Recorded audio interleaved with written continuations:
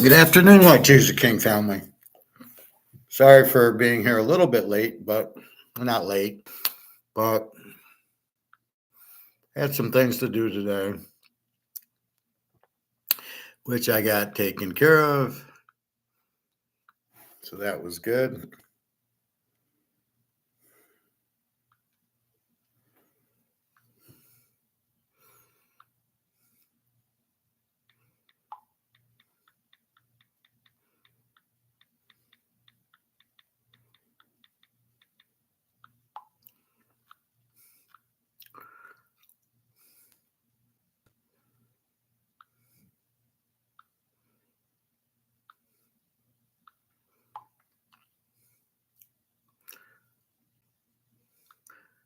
Just 1 second.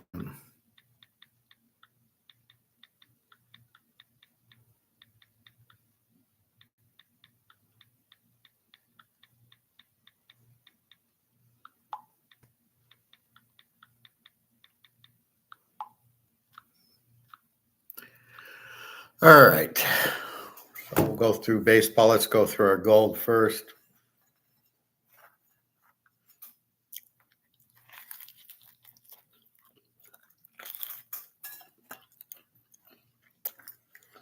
Gold's at 23.82.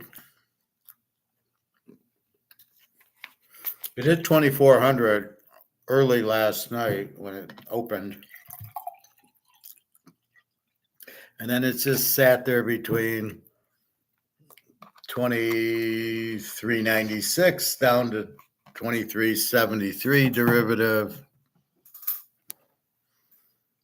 And then back up to 23.85, more 23.82, 83 right now. Not much excitement.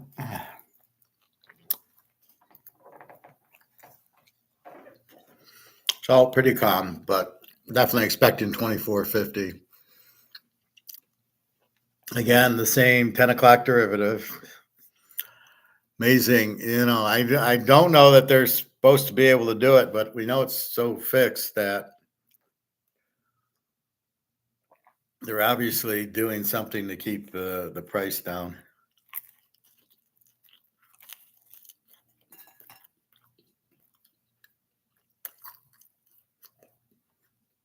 Anyway. So I have a few videos on China collapsing. We'll get to that. Let's take a look at baseball. I had a good baseball day yesterday.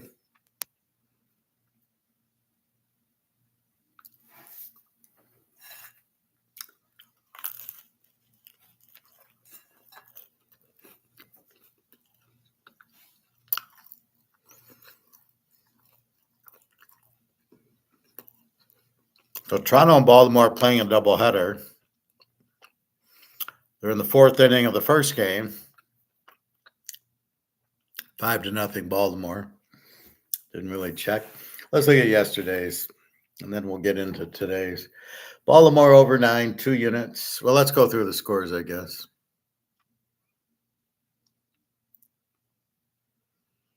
So Baltimore over 9, 8-6 game. 2 shit pitchers, and you got they both can hit, so they're going to hit bad pitching. So over 9 winner. Detroit, I had over 8. They have their bullpen guy going against Bailey Over, who's 10-5 with a 3.76 ERA now. Tigers have been hitting. Nah, not yesterday. They get shut out 5-0. And I had Detroit over 8 because they've been hitting, and now here they go. So this is why you can't trust Detroit.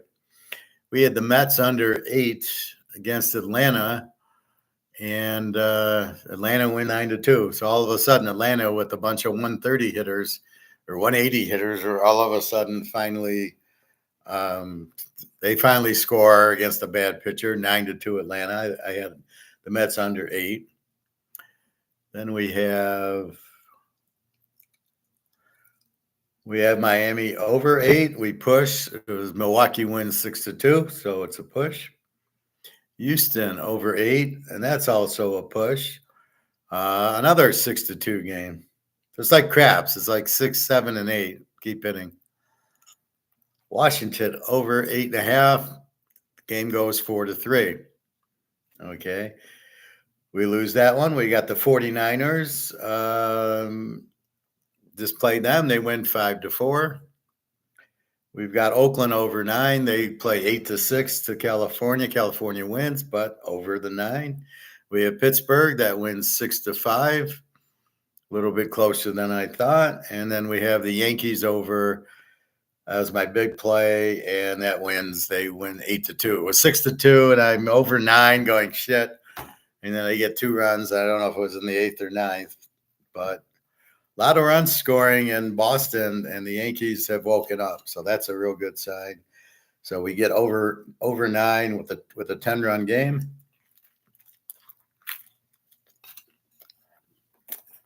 So overall, I had a pretty good day. 1-1, 1-2, 2-2, 3-2, 3-3, 4-3, 5-3, 6-3, 7-3. I guess 6-3 with a push. All right, 729. Heading to August, boys.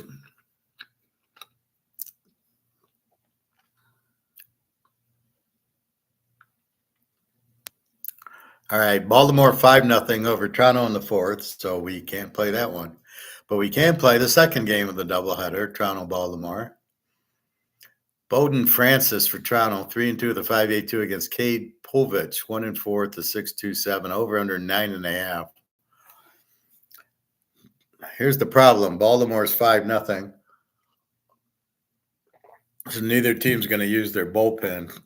This is the bottom of the 4th. So why would they? They're not going to use their best bullpen guys.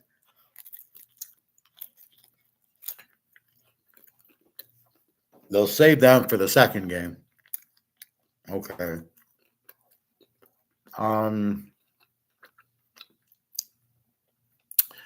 So I got to play this, but this is an over matchup. 3-2 at the 5-8-2 and 1-4 at the 6-2-7. How many innings do we get out of them? Let's go into the other thing, and I'll have to update the average in the ERA. Baltimore, 253 batting average, 379 ERA. And Toronto, 236 batting average, 4.8. So Toronto's much the worst team. I got 2 shit pitchers. Do I go over? I don't know. See, this is the problem.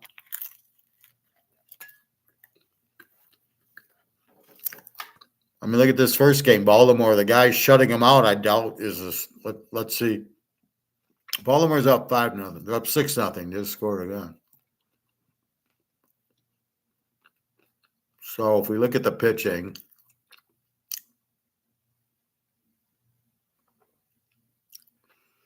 we got Y. Rodriguez, 4.31 ERA, pitched 2/3 of an inning, 43 pitches in 2/3 of an inning. Oh my God.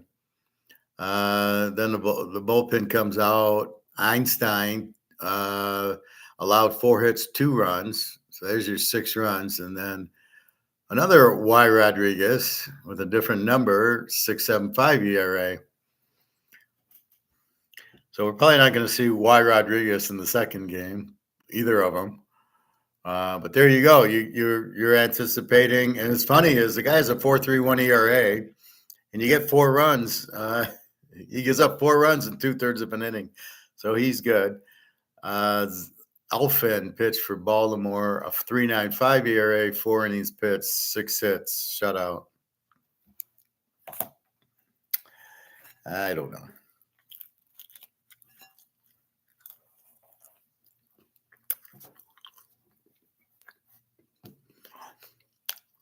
So basically, you have Toronto not hitting, Baltimore hitting, saving their bullpen for the second game.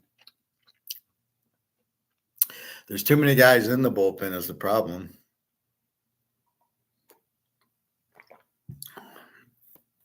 I was watching that Yankee Boston game, Saturday night. They had 12 bullpen pitchers pitch. And then I think the Tigers played and they had like 12. It was like bullpen day and they used like 9 pitchers. They all suck. None of them are any good. That's the problem. All right, let's pass on that. Cleveland, Detroit. I don't got pitchers. It's 6:40. I don't have pitchers. I think Detroit's going to the bullpen. Cleveland, I don't know what's going on.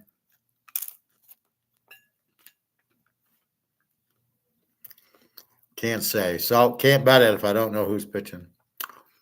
Nice series, the Yankees at Philly. Philly 145-9. Hey, Real D. How are you today?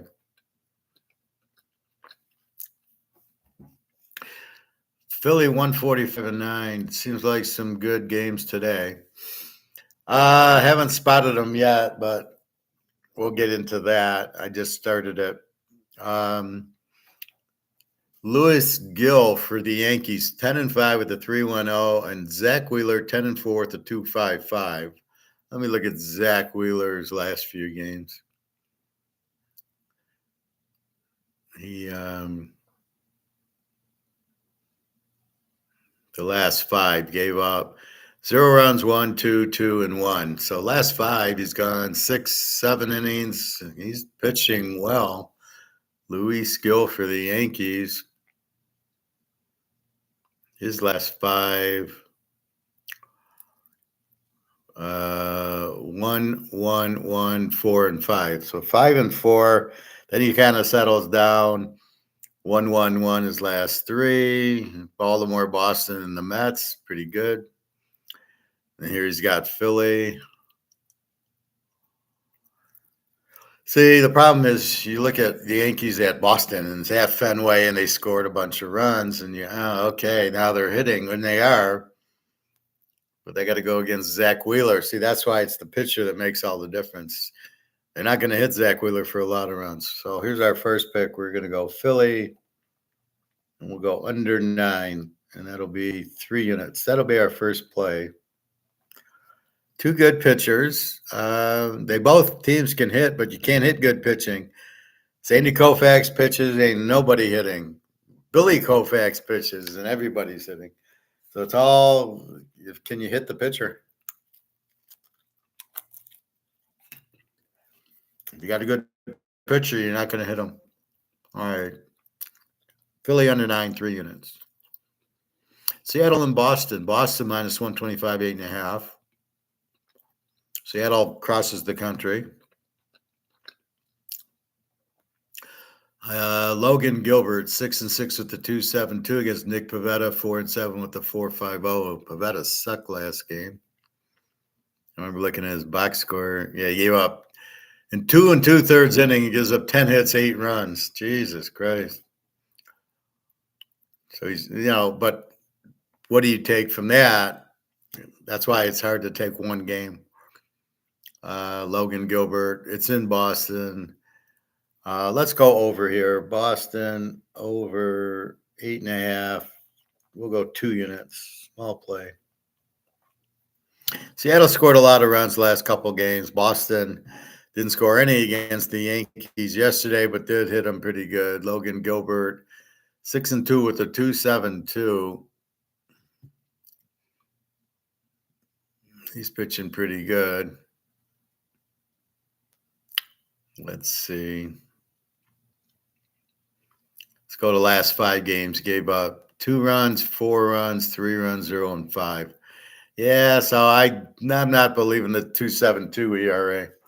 All right, let's go Boston over 8.5. That's a good one. The Cubbies in Cincinnati. I heard Pete Rose is going to play today. Chicago minus 110, 9.5. James Talion, 7-5 with a 2.96 for the Cubbies. Carson Spears, 3-2 with the 3.83. I don't know. Are these good, bad, ugly teams? The Cubbies. 235 batting average, 396 ERA. Cincinnati 231 batting average, 3. About that pretty good bullpens. Neither team can hit. That doesn't really mean anything. It just means they ain't.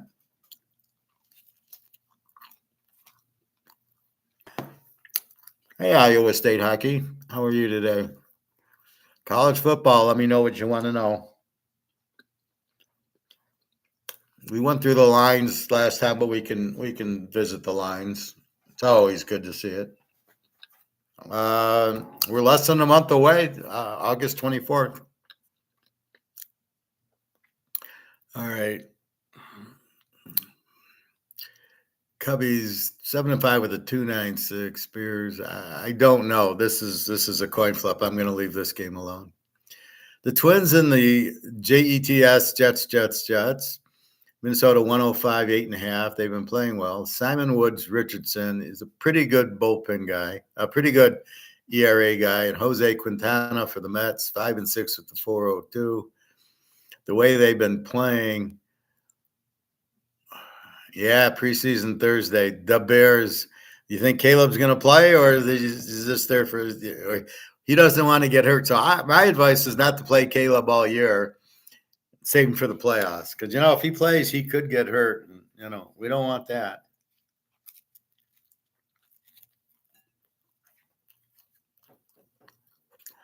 All right.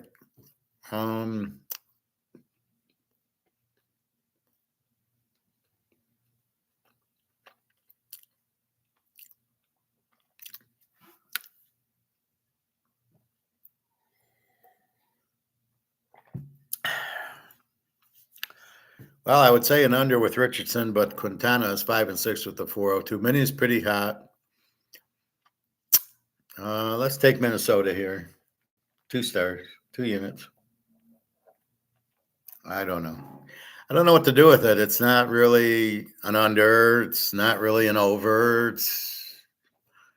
Minnesota just came from Detroit, and they played pretty good. There's a lot of good pitching matchups today, TK. Where are they? I'm still waiting to see it.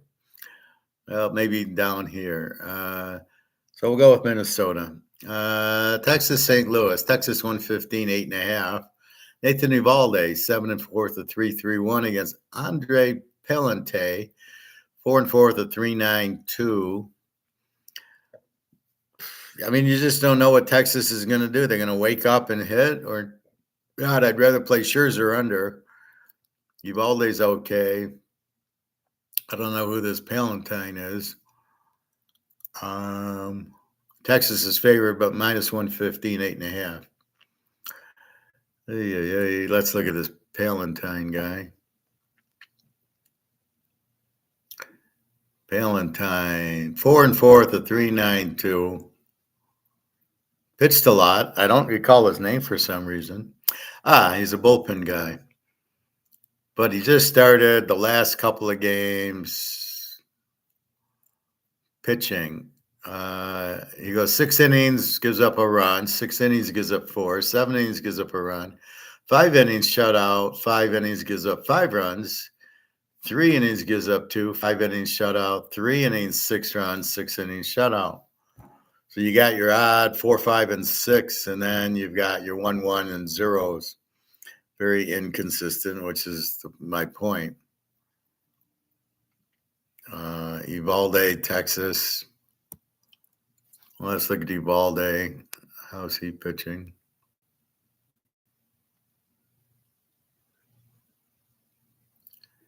Seven innings, 2 runs, 5 innings, 6 runs, 7 innings, 1, 4, 7 innings, 2 runs, 7 innings, 0, 7 innings, 5. So 5 and a 6 with a bunch of 2s in there. I don't know. Yeah, I don't really like to take road teams. I mean, unless it's Scherzer or Verlander.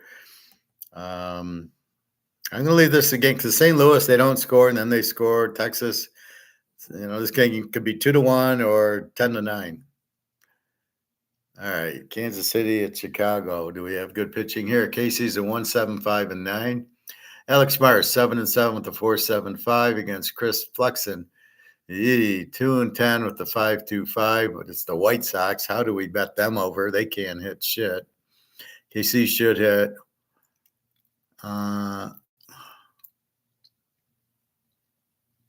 Let's go over here. KC over 9. I don't love an over with the White Sox, but we'll go 2 units on that. It's tough because you got a 5 ERA pitcher against a 5 ERA pitcher. So what are you're going to go for an under? Yeah, I know it's the White Sox, but even every once in a while they score 5 runs.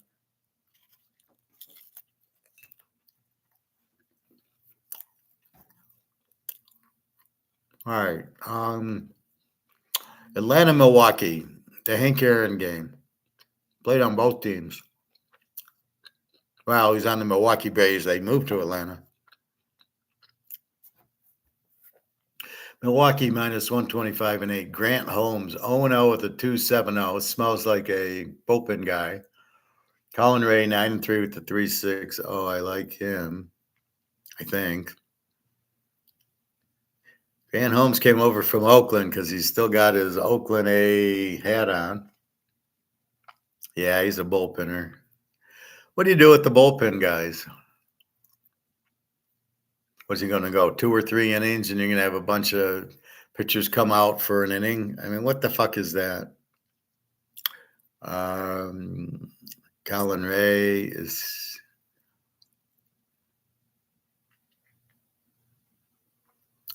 shut out the Cubbies for 5 innings, 2 runs to Washington, 7 to Pitt. Shut out to 5-3. Say they're all inconsistent. I can't trust Colin Ray here, but Grant Holmes is bullpen, but you don't know. Again, there's nothing I can do. Where's all these great pitching matchups, Real D? Pittsburgh at Houston. I only got 2 games left. I've found a few. Here we go. Pitt minus 137.5. Paul Skynes, 6-1 with a 193 against Jake Bloss, 0-1 with the 694. Here we go. We're going to take Pittsburgh for 3 units because we got to be careful. Mr. Altuve and Bregman will have something to say about it. So let's go with Skynes against Jake Bloss. Yeah, we'll go 3 units. In the last game, Washington against Arizona. Arizona minus 165.9. Mitchell Parker 5-6, 4.34 ERA. Jordan Montgomery 7-5, 6.11. All right, we're gonna go Arizona over 9. Play this for 3 units. So let's go through our plays. Philly under 9, 3 units. Boston over 8.5, 2 units. Minnesota 2 units. KC over 9, 2 units. Pitt 3 units. Arizona over 9, 3 units.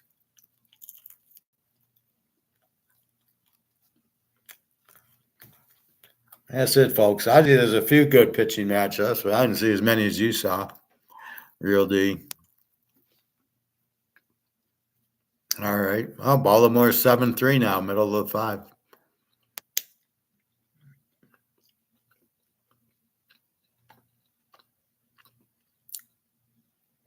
Oh, I got a line on Detroit and Cleveland. Okay. Cleveland 167.5. Tanner Bibby 8-4 with a 3.50 against Bo Brisky, one of the terrible bullpen guys. 1-1 with a 4.33. Cleveland, we know, is the best bullpen. I don't like 7.5. We're going to go Cleveland here, 3 units. Because once you get to that 7th inning with that bullpen, you're not scoring. And Detroit just got shut out by Bailey over. So here comes Bibby. Cleveland might sweep them. They got what Skubal, that's about it. I think it was supposed to be, I wonder if they traded their guy. It was supposed to be that Zach guy, was it Kennedy or something like that? And he was supposed to pitch tonight, but maybe he got traded. The trade deadline.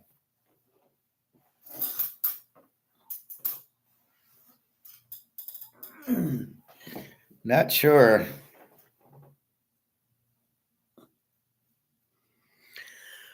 Okay, so we had the Cleveland game.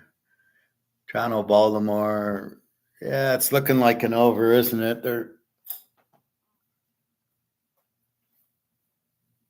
starting to score. So let's add that one. Let's add Baltimore game 2. Over 9.5. And we'll go 2 units on that. So we'll add those two. I did quick glance. Sorry, thought it was some good pitching. They keep switching lineup. Yeah, well, I think Detroit was going to go with their guy, and then I think looks like he got traded because all of a sudden he's not. But how many good pitchers are there? I mean, this is the problem. You have very few major league pitchers, starters, right? You can count on one hand, so it makes it kind of difficult to bet because they're so inconsistent. You don't know what the guy goes shutout, gives up 5 runs, shutout, 1 run, gives up 6 runs. What am I going to bet? Is he going to give up the 6 or is he going to throw the shutout? Anyway, not much we can do there. So let's go it again. Philly under 9, 3 units. Boston over 8.5, 2 units. Minnesota, Kansas City over 9. I heard Mahomes is going to pitch tonight. Actually, he can play center field. Pittsburgh, 3 units. Arizona over 9, 3. Cleveland, 3. And Baltimore over 9, 2. We like Baltimore now because it's 7-3.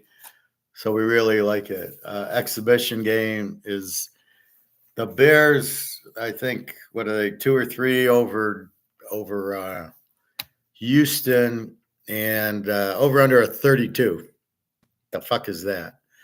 So I didn't realize C.J. Stroud didn't need any more practice, and I didn't realize Caleb's all set.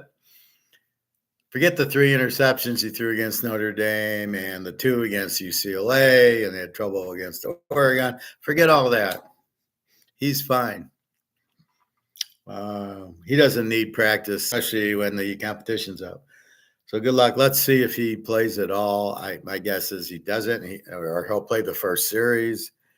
Big mistake by the Bears. You got to play this guy half. I mean, if you're so worried about getting these guys injured, you're in the wrong sport, fellas. I mean, it's like baseball. They're coddling these guys. You know what? Just pitch 100 pitches every 5 days. And so you're doing that, and they're still getting hurt. There's a lot of guys injured. I think it's because of these curveballs that tends to. I love how they come out with spin rate. What the fuck does that mean?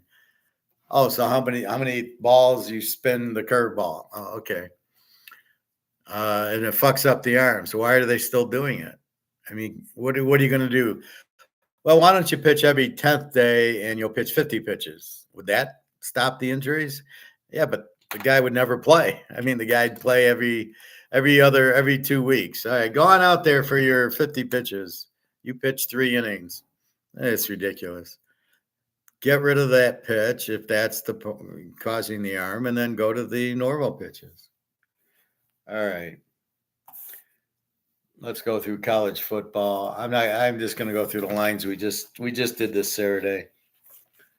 So we got Florida State laying 13 and 55 to Georgia Tech. We got a new transfer quarterback, Uglia Buglia from Oregon State, Clemson. Before that, to Florida State. Look for them to be an under team. Against Georgia Tech, is a really good coach, good quarterback. They score a lot. Not a good defense. They're working on it. Florida State's defense last year. Now, I'm going to give you last year's numbers, but it's so hard unless you know the coach. So they gave up 16 last year. Probably the same coach, similar. Georgia Tech, 30 points.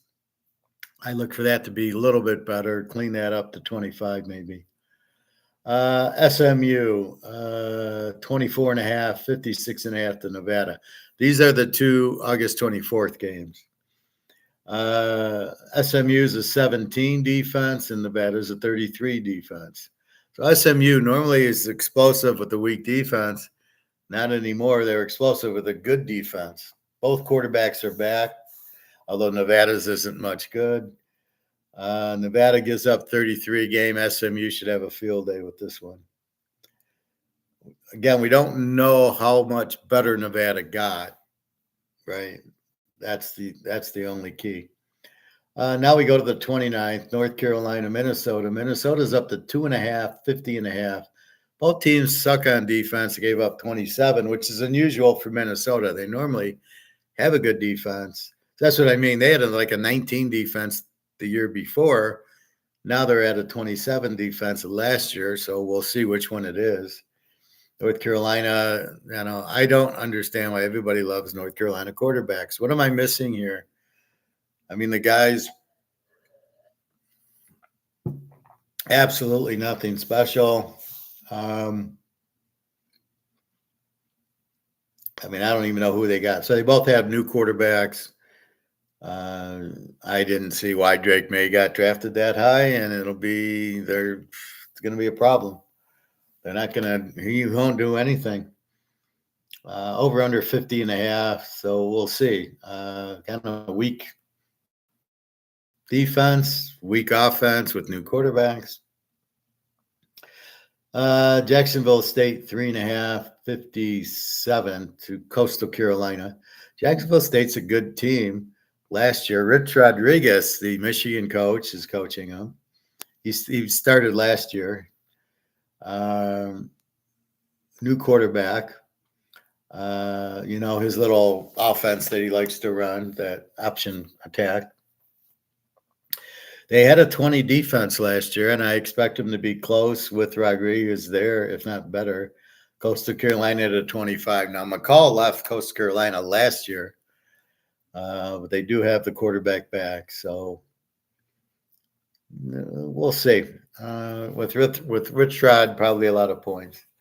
Florida Atlantic. Now we go to the 30th, which is Friday. We have Michigan State 11.5, 40-something, 47.5 to Florida Atlantic. Michigan State gave up the Michigan State stats. Who cares? Last year, different coach, different quarterback, different everything. This year they got the Oregon State coach who's very good. They got the quarterback who hasn't played much, but is a athlete type. So both have new transfer quarterbacks. Florida Atlantic, probably not too good this year. They gave up 25 last year. Michigan State 22. Like I said, their defense, if it's like Oregon State, it'll be much better. But I'm not buying. Excuse me. I'm not, I don't know. Let's see Michigan State. I think they will be improved. How long will it take? I don't know. They could start off with a good win here against Florida Atlantic. Oklahoma, 42.5, 60 to Temple. They lost Gabriel because they changed offenses. So I don't know. We'll see how explosive they are. Probably more of a running attack because they want to rest the defense. 22 defense, which is surprising for the defensive coordinator from Clemson to not be that good. Temple with a 36 defense, so Oklahoma should be able to have a field day here. Again, I don't think Temple is going to score, so if you like Arizona, at 42, don't play the 60 down to 54 because that's if you think Temple is going to score. But without Temple scoring, Oklahoma, they can win 52-0, and you're not going to cover the over, but you would have covered Oklahoma.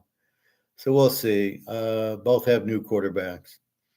Wisconsin, Western Michigan. Wisconsin minus 24, over under 56. Both have new transfer quarterbacks. Western is a 32 defense, not played very well last year. Wisconsin with their normal 19 defense. Now, Wisconsin gets Tyler Van Dyke from Miami, who's very good. We'll see what he does at Wisconsin. Kind of a strange place to go. Instead of Texas Tech or Baylor would have made more sense, or TCU. So we'll see. But a 19 defense. So, Wisconsin have a good defense. Western's probably in a little bit over their heads here, but we'll see. So you lay 24 and over under 56. TCU Stanford. TCU down to 7.5. 27 defense and a returning quarterback. Stanford was a Z team last year. 37 defense, returning quarterback who's not very good. TCU laying 7.5. Stanford 37 defense probably isn't getting better. TCU should be able to run up and down the field on them. And I like their coach, very explosive, colorful offensive coach. Nebraska UTEP, Nebraska 27.5, 48. Returning quarterback for UTEP, new freshman quarterback for Nebraska, although they still have Heinrich as the backup. Nebraska had an 18 defense. Look for it to get a little bit better with Matt Rule, good defensive coach. UTEP with a 28. I don't know. It's a big number for Nebraska, especially if they start the freshman quarterback, 27.5. 48. Yeah, I don't see that score getting anywhere near that. So we will see. Good game, Penn State. 10.5, 51 to West Virginia. Revenge game. Penn State beat them pretty good at home, but this ain't at home. This is in West Virginia that always plays well. Shouldn't be a big deal playing Penn State. They played Texas and Oklahoma and TCU and Kansas State. So this is nothing new for them.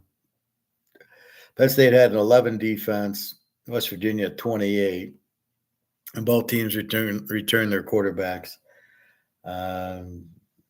Probably a good revenge game, I think, here. Miami of Ohio, Northwestern 4.5 and 43. Miami of Ohio's quarterbacks returning. Northwestern's got a new one. They got a new coach. Well, he coached a little last year. Northwestern 4.5. Excuse me. I'm a little tired all of a sudden. I think this game's a toss-up, to tell you the truth. Miami of Ohio is a good MAC team. Probably will win the MAC. Northwestern's not very good.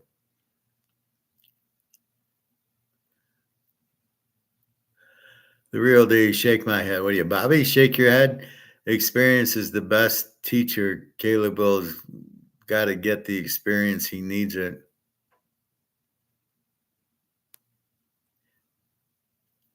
Well, it depends what kind of experience you're getting is how good's the coach. So he learned from Lincoln Riley, but he wasn't that good with Lincoln Riley. I think he was better that first year. Last year, he didn't have the numbers. He was like 27, 28, and he threw like 8, 9 interceptions. When you had other guys like Jalen Hurts throwing like 50 touchdowns and 3 picks, this guy didn't do anything.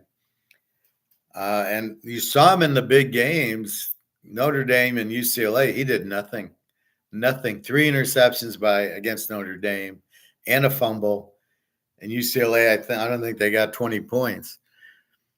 So who's going to coach him at Chicago? The coach is terrible. The offensive coordinator is terrible. I don't see him doing anything at the Bears, just like Fields. They couldn't do anything with Fields, and to me, Fields is better than Caleb. He had a better college than Caleb, but I know Fields can't throw the ball. I'm not sure Caleb can throw the ball. He seems to be a scrambler and trying to like dance around and then throw the ball. Well, this is the NFL. You're not going to do that. Teams will blitz you. The defensive ends will get on you. You ain't dancing with the ball. It doesn't work in the pros. So we will see. Ohio State, 50.5, 58 to Akron. The Akron Open. Both have new quarterbacks. I love Ohio State's. Will Howard from Kansas State's great quarterback. Akron gave up 28 a game, which wasn't bad in the MAC, and Ohio State 11. But it didn't show up against Michigan. They gave up 30 points or something like that. So, well, part of it was the guy threw interceptions, McCord. So he's gone to Syracuse. Will Howard. This is the same as the Oklahoma game. If you like the game, you're better off taking Oklahoma minus or Ohio State minus 44 and going over 52, because going over means the other team scores, and we're not getting points here. This could be another 52-0 blowout by Ohio State. Wouldn't surprise me. Indiana minus 20.5, 50. Florida International, returning quarterback, Indiana, a new transfer, and he's good, from Ohio. In the MAC, they got the James Madison coach, very good. Bad defense last year. Florida International 32, Indy 30, which would lead you to an over immediately. Over 50 goes over 44. You should have a lot of points. Just a second.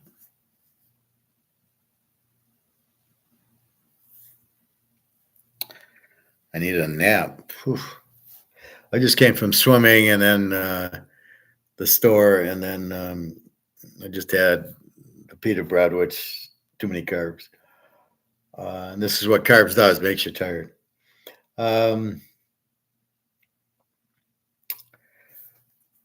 So Ohio State, so it's the same thing. They with Will Howard and Chip Kelly, the new offensive coordinator, look for them to be as explosive on offense as they are in defense. And this is going to be like a 50-9. So again, it's them, Georgia, Utah, and Oregon as your top four. I doubt Michigan will make the playoffs. They got to play Texas, Fresno State, Ohio State. I don't know about Oregon. I think they might. Anyway, so look for Ohio State. They're pissed. Look for them to come out strong. Let's just go to some key games now. I'm just a little tired. Georgia minus 13.5, 48 to Clemson. Georgia's quarterback's back. Clemson's quarterback's back. Georgia's got much the better team. Laying to 30.5. They fired the defensive coordinator because they gave up 16 a game. Disgusting to give up that many points with my Georgia defense. So with that said, Clemson should have a decent defense. They usually do. With Debo, their offense won't be much. They didn't do a whole lot last year. So roll Bulldogs as opposed to roll Tide here. Texas and Colorado State. Texas minus 35 and 59 or 60.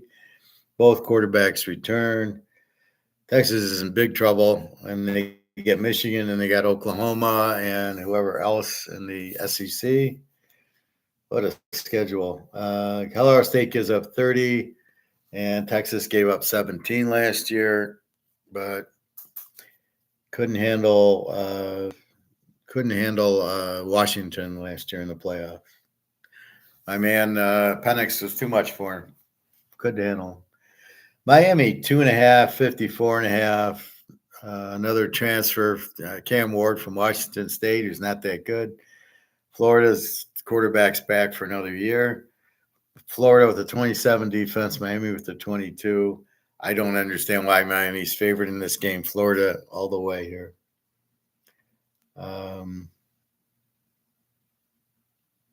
Anyway. So yeah, this should be easy upset. Boise, Georgia Southern. Boise minus 10.5. They got a new quarterback. It's a transfer freshman from USC. Problem is he's third string there. So do you want their third string quarterback to run your team? I don't know. Georgia Southern, new quarterback freshman. Georgia Southern gives up 30 a game. Boise 25. It's not like when Kellen Moore that was there and all Boise, they'd win every game. Not anymore. This will be a tough one. Boise's supposed to be able to run a lot, and with the new quarterback, we'll see. Vegas and Houston. I love Houston's coach, so he was South Carolina's coach. Look for him to get a little bit better.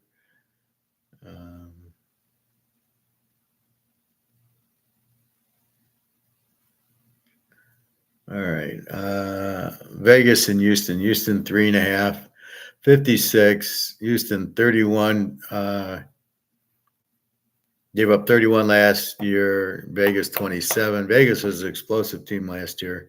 So their quarterback goes to USC to probably start. Good quarterback. Houston, their quarterback's not very good. He's returning, but I like Willie Fritz as the coach. Look for Houston to be much better this year. They'll be a live dog most of the time. Vegas can score with them. So this will be an interesting game. And Houston didn't have the defense. So I don't know. Willie Fritz comes in and his first game, they throw a shutout. I don't know about that. Alabama minus 31 and 60 against Western Kentucky with a new quarterback. He's a transfer. Alabama will play Milrose again, it looks like. Western Kentucky 28 defense. Alabama an 18 defense for Nick Saban, but Washington's defense was a 23. So it's somewhere in the middle they'll be giving up that. But a lot of players left Alabama. They either got recruited, drafted, or they're in the option, the NIL crap. So this will be interesting to see. I think Alabama scores a lot. I don't know if what their defense will be. Like I said, 23 in the Pac-10, which is explosive against with Washington.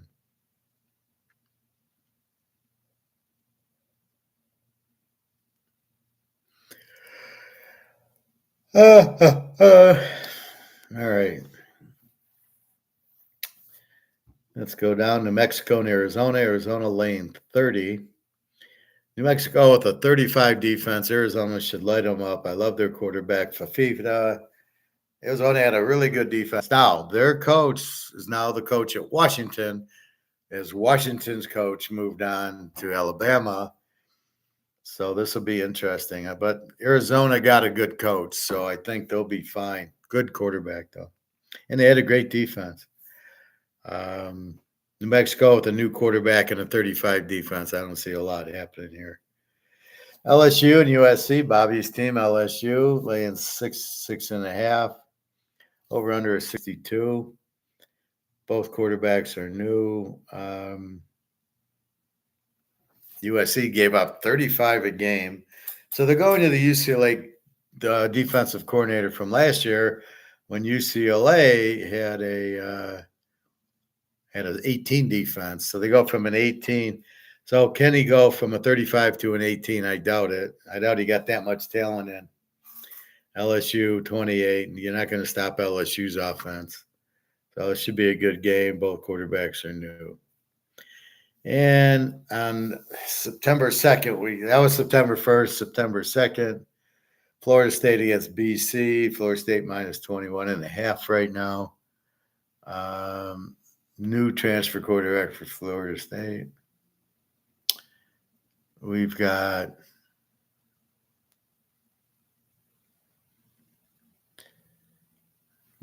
be interesting. I don't think Florida State scores that much next year. So 21.5, 51.5. BC with the 30 defense. Their quarterback's back, but he sucks. So this will be interesting. We'll see Oogly Boogly of the week 1 against Georgia Tech. That could be a game. And then we'll see what happens here. One game I missed, Michigan minus 21.5, 48.5 to Fresno State. Fresno, Mikey Keene's back for one more year. Michigan's got a new quarterback. Michigan's defense was a 10, but now they got a new coordinator. What is it? Chip Wink Martindale. Like he what's the play, coach? Well, you know what it is. I'm winking at you. Nobody can coach like Wink Martindale, I guess. I don't know. Wasn't he in Baltimore a couple times? So the Winker, new quarterback, new coach, new running back, new offensive line. Yeah, good luck going undefeated this year, Michigan. Fresno State with a 25, well coached. Mikey Keene, good quarterback. I think this line's way too high at 21. I think Fresno State could pull the upset because you got a new head coach, new quarterback, new defense, new line. Absolutely, new defensive and offensive coordinators. So this will be tricky for Michigan. Oh yeah, one more game. A&M -1 to Notre Dame. I'm seeing it -1 both ways. So if you bet, you can take Notre Dame -1. You can take A&M -1, depending on who you like. I like the dog, so I don't care. I'd rather take A&M +7, I think, than Notre Dame because you can get it each way, like I said. Over under 49. Notre Dame had a 17 defense, A&M a 21. I don't see a lot of scoring happening now. And I think that's it. So it'll be an interesting college. Keep the variables. You got to go in college. We got to go 3 weeks and not count the high school game. So when they play Weber State, you can't count that game unless Weber State plays 42-41. Then we can count it. You occasionally you see these upsets on week 1 where the high school team puts up 50 points. You're like, what the fuck happened there? Or that's how I caught Kansas a couple years ago. New coach, new coordinator, all of a sudden, boom, they put up 50 points week 1 and 50 points against Duke, and all of a sudden I'm betting them over every week. So that's what you're looking for. You don't know all these teams, all these quarterbacks, but we need to learn it. We need to look at the box scores. That's how we learn them. You see a good quarterback, like look at Bo Nix. He was 45-3 last year, touchdowns, interceptions. How the fuck that guy got drafted so low is just insane. And then it was him, Penix, and Daniels, the guy from LSU, were the top 3 quarterbacks. Well, let's draft Drake May, J.J. McCarthy, and Caleb instead. Like I say, Caleb was like 28-9. I mean, his stats were weak, especially in this offense where everybody gets 50-3. I mean, he had 28-9. But that's the difference. Lincoln Riley they had a terrible year. They got their asses kicked to them by Utah and USC and Notre Dame. 3 games they just got killed in. So it just shows you when you play a good defense, what happens. All right, so that's college football. We talked about pros yesterday. Again, the Hall of Fame game, I guess, is Thursday. We're just going to watch. I'm not betting. I bet third stringers in baseball. I'm not betting third stringers in football. I mean, that's what you got in baseball. You got a bunch of guys that really shouldn't be there. I mean, you have a few good starters, Verlander, Scherzer, I got it. And the schoolboy from Detroit, never heard of him before. Okay, he's having a good year. So was Ranger Suarez for Philly, was really hot. And then the last few games, he went from a 170 ERA to a 270 ERA. He's giving up 5 runs a game now instead of shutting out. So he's only good for the first half. So you got to keep your eye on that.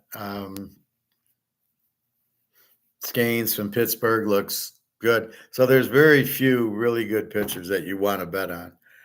There's a shitload of injuries. Verlander's hurt again. Scherzer's okay, I think. You haven't heard from Kershaw. You haven't heard from some of these guys. Baltimore has a lot of ERA guys. Minnesota's got decent. They're playing well. Cleveland, what a bullpen, man. They got a 2.6 bullpen. They got a guy with I think it's like a 0.00, and he's pitched a lot and a 1, and a couple other 1 ERA guys. So they just blew out when they had the lead, they just killed the Tigers. Anyway, so that is that. Gold, we know it's derivative fixed. We're waiting for it to end, but we don't know when. We think when BRICS comes out. we'll see how the election and BRICS plays out in October. But I think we're looking at least a $3,000 gold seems to be the number. But I don't know how you can forecast it. Once it gets rolling, it gets rolling. I don't know what the U.S. is doing. They don't have gold. How the hell are they still doing derivatives?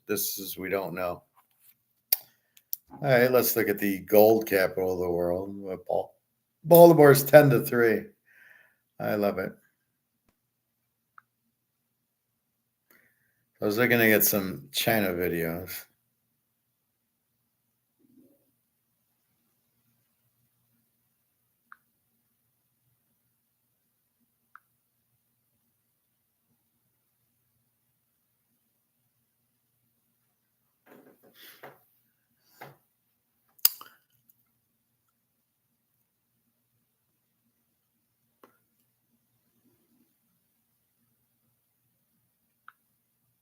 Do you like any of these fonts? This one's too old-fashioned.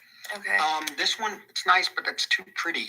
47,500 US. Okay, 40 banks vanish in a week. China's financial system on the brink of collapse. 2 days ago.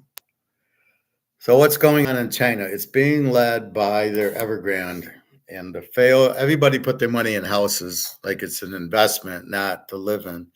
People are buying 3 and 4. And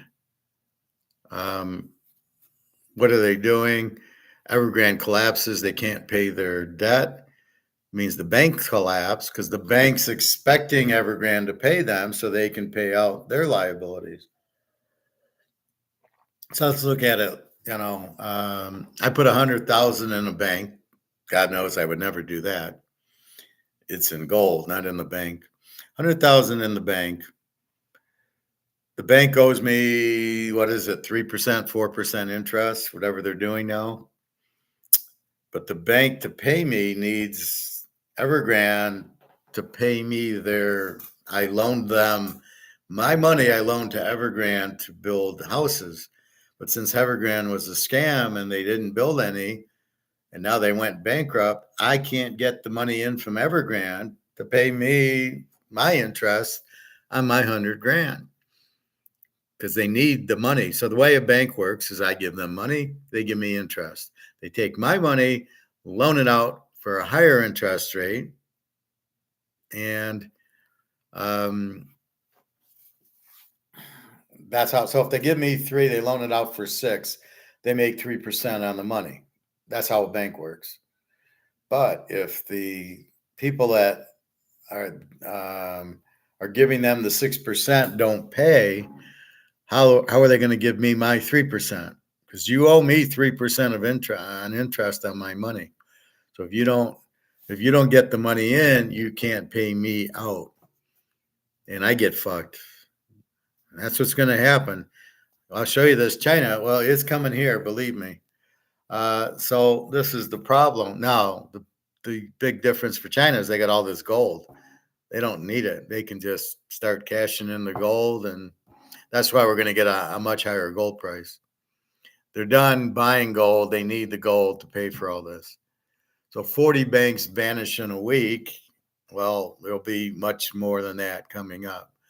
So let's look at a few minutes of this. Hi, I'm Xiao Zhao. On July 6th, I heard some news that the financial sector will continue to cut salaries and has issued a salary cap order. In the financial industry, we do have many management level employees whose salaries are quite high, much higher than ours. The gap between the rich and the poor is widening, and income distribution is becoming more unequal, especially with the salary cuts and caps in recent years.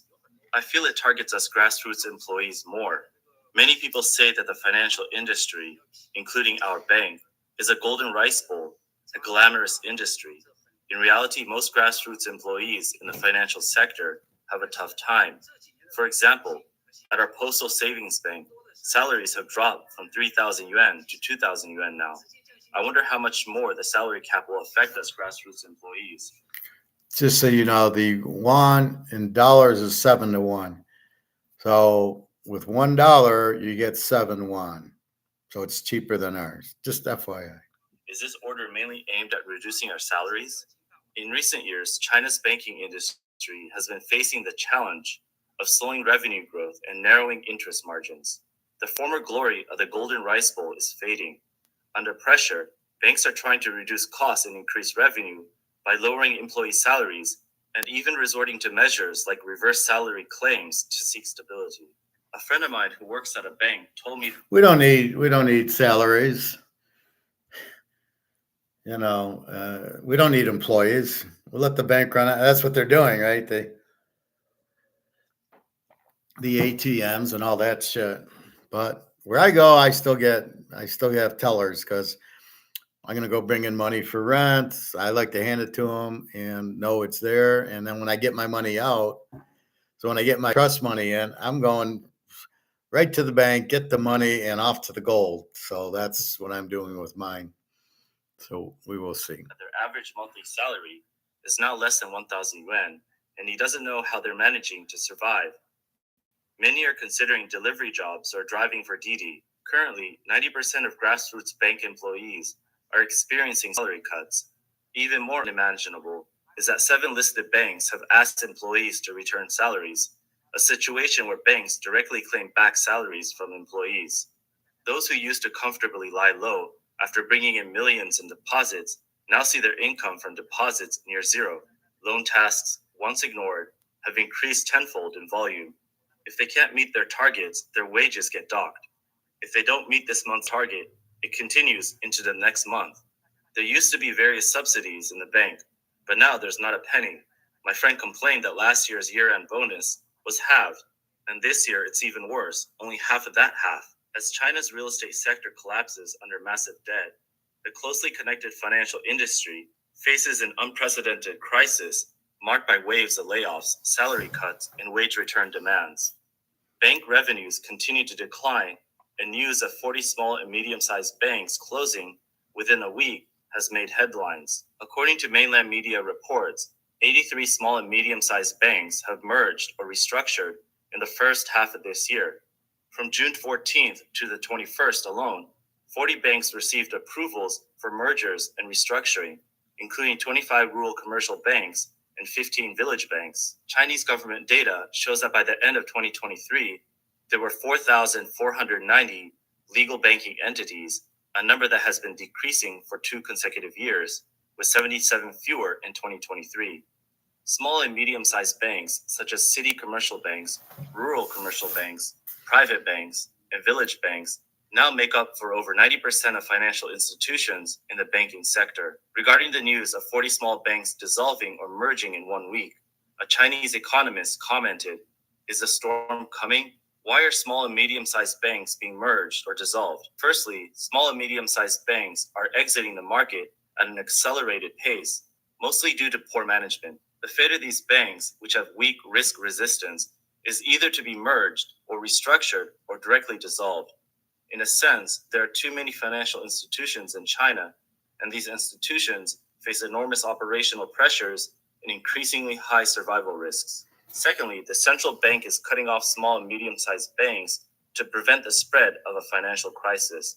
It is well known that banks primarily make money from the interest rate difference between deposits and loans. Small and medium-sized banks are no exception. However, to guard against risks, these banks primarily rely on serving the local economy for development, rather than issuing loans through loan assistance companies or internet channels to other regions. Therefore, whether these banks can make money largely depends on the local economic conditions. Over the past 20 years, the real estate industry has boomed, and many people have been keen on buying houses, making urban investment and real estate loans the main assets for banking. With the bursting of the real estate bubble and the peak of urbanization, small and medium-sized banks are finding it difficult to lend out money. At the same time, another issue arises. To attract deposits, small banks often need to offer higher interest rates, sometimes even higher than the loan interest rates, making it unprofitable for these banks. Thirdly, with housing prices continuing to decline in 2024, an increasing number of bank loans are becoming unrecoverable, leading to continuous financial blowouts. In recent years, the non-performing loan ratio of small and medium-sized banks has been rising and is significantly higher than that of large state-owned banks. To eliminate the unstable elements in the financial system, the continuous closure of small banks has become inevitable. A report from the People's Bank of China indicates that by 2023, there were 337 high-risk banks with total assets of 6.6 trillion yuan, including 14 city commercial banks, 191 rural financial institutions, and 132 village banks, primarily located in the three northeastern provinces, Gansu, Inner Mongolia, Henan, and Shanxi. I need to cheer, crunch, and flavor officer at us. We take no shortcuts with our ingredients. And Shanxi. Given the potential discrepancies in Chinese data, the actual number of high-risk banks may exceed the official count of 337. Regarding the rapid disappearance of small and medium-sized banks, The Economist recently noted that even during the worst savings and loans crisis, Chinese banks have never disappeared at such a fast rate. There are about 3,800 small banks in rural areas across China, holding 55 trillion yuan, that is 7.5 trillion US dollars in assets, accounting for 13% of the entire banking system. These small banks have long faced poor management and accumulated a large number of non-performing loans. Many have loaned. All right, so I think we get it. China's in big fucking trouble. I mean, the banks are going now. What Mark McGuire keeps saying is that the Chinese citizens are buying gold now. So they were in real estate. They got fucked. They didn't get their money out. They're all trying to recover because to them, real estate was like an investment, like the stock market. They didn't trust the stock market. Now you understand why you don't trust banks. So the banks are going out. People aren't getting their money. I had another video to show you on that one.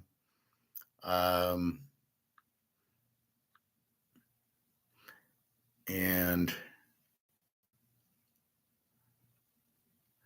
it's the only thing that's going to keep them surviving is the gold, because you can't fuck with gold.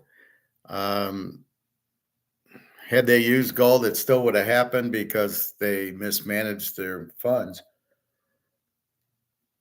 I heard a lot of bad bank managers in that video. So I have my notes, and my note says the worst investment for a bank is real estate, because it's long-term. Savings accounts are short-term. Real estate is very risky, fluctuating interest rates and trade cycles. If they knew Austrian economics, they would never get into that. That's why BlackRock's a joke. He's in all these houses and things. He's going to get killed. All right. Let's go into this one. It's near logistics hubs, markets, and 我现在走在广东省。 I'm walking on Qiaoguang Avenue in Chaotu Town, Dongguan City in Guangdong. This is the main road and also the commercial street of Chaotu Town. It's around noon now, but the street is completely empty. Many shops are closed and many businesses have gone under and shut down, with some up for rent. Even the ones still open don't have any customers. There are more staff than customers. Everything I'm filming now is what I'm seeing with my own eyes. I can hardly see any hiring signs on the street either. 现在所拍摄的今天是星期天。 Today is Sunday, and the 60,000 square meter Wushang is full of sales staff, especially the first floor gold jewelry counters, which are completely empty.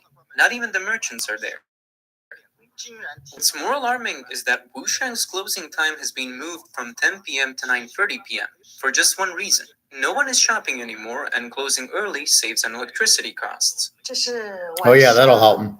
6点多钟. It's a bit past 6 p.m. at Wanda Plaza in Pinghu, Shenzhen.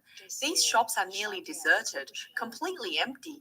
As a landmark building and a shopping mall, it's surprising that there are hardly any people here. I wonder how difficult it must be to run a physical store nowadays. Despite the Chinese government's official announcement of a 5.2% economic growth in 2023, young people who graduate into unemployment, homeowners worried about downgrading property values, workers facing significant income reductions, and struggling shop owners all feel that China's economy is in continuous decline. Large shopping malls across the country are desolate, and once bustling commercial streets are now eerily empty, with numerous roadside shops up for rent, transfer, or closed down. Mr. Li, a resident of Shandong, told overseas Chinese media that during his recent visit to Linyi City, he found many roadside shops around the main city for rent or transfer. The economic decline is quite obvious, he noted. On some busy streets near logistics hubs, markets, and schools, there are as many as 30 shops in a row up for transfer, involving various industries such as food and beverage, education, clinics, and clubs. 今天带大家把临沂市场 Today, I'm taking everyone around the Linyi market. This entire row of shops is closed, only the two at the end of the street are still open. Inside, everything is empty. This row is also closed, and even the signs on the shop fronts are gone. In the whole corridor, only 3 or 4 shops are open. From a rough estimate, about half of the stores in Hedong Hardware City have... That's what inflation looks like, folks. This is what I keep warning about.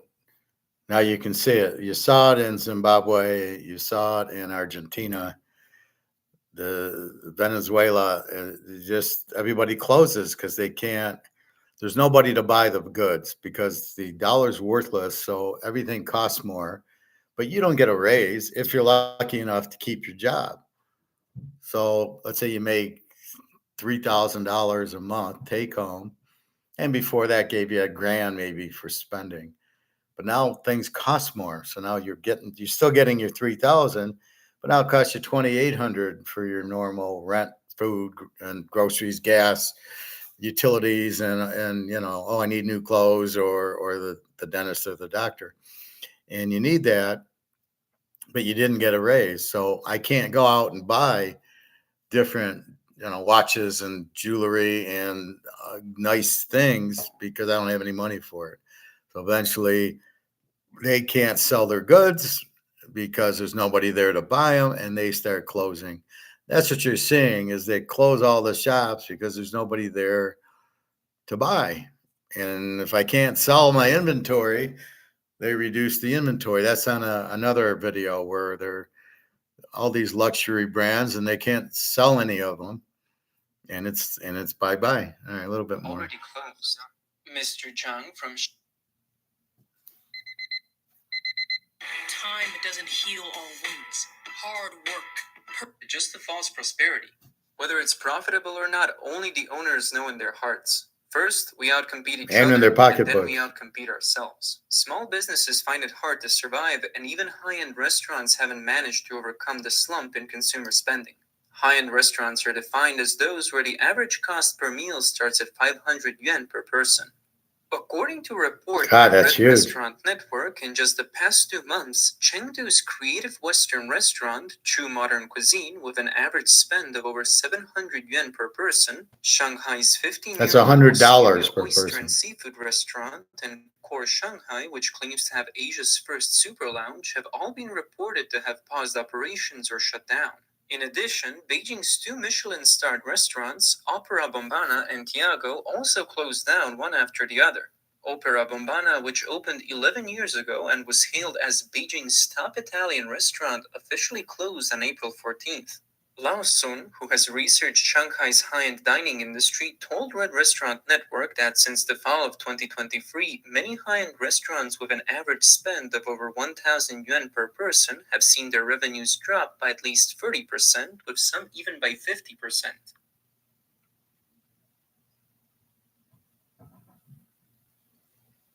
In, not speculation, President Xi Jinping attempted to take the heat out of an overheated housing market. It certainly worked. Strict debt rules were put in place, known as the Three Red Lines, that all but crippled developers. ABC claimed that the Chinese government has caused the economic downturn. What shocks observers and investors is that the government seems unable or unwilling to address these issues and take remedial measures to mitigate the economic impact. The New York Times reported that after the third plenum, Chinese authorities announced a plan with over 300 measures covering various aspects from taxation to religion. It reiterated many familiar themes, such as emphasizing government investment in high-tech manufacturing and scientific innovation. However, it did not propose specific solutions to the economic problems. With China's economy weakening, many analysts and financial experts are urging the Chinese government to adopt large-scale stimulus policies to rescue the precarious economy. However, Bloomberg reported that in the past, many Chinese policymakers frequently communicated with foreign economists and analysts. According to several people who have participated in such meetings, now foreign experts can only meet with officials irregularly, lacking the meaningful debate of previous years. Insiders also say that Chinese economists today do not know whether their suggestions are being taken seriously, and officials at meetings often just nod and take notes. Some people, familiar with the thought of the Chinese leadership, feel that comments from well-known analysts are now seen as noise that interferes with the top-down messaging from Xi Jinping. Stephen Roach, former chairman of Morgan Stanley Asia, who was invited to participate in a global annual summit held in Beijing this year, said, Xi Jinping is now the chief economist of China.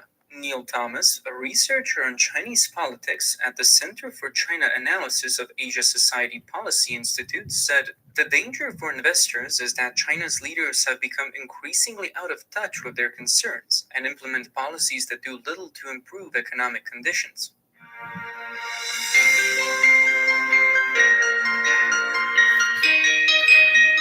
Well, I guarantee you inflation's not going to help them. So if they start inflating, you're in big trouble.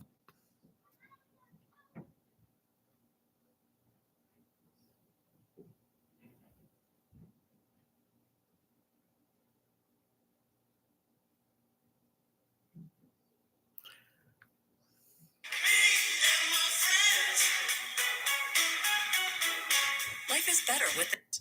For those with mortgages in Shanghai, moving to Shenzhen means that victims of Haiyan have continued to protest, recently gathering at the Shanghai Public Security is the Bureau bank to problem. seek justice.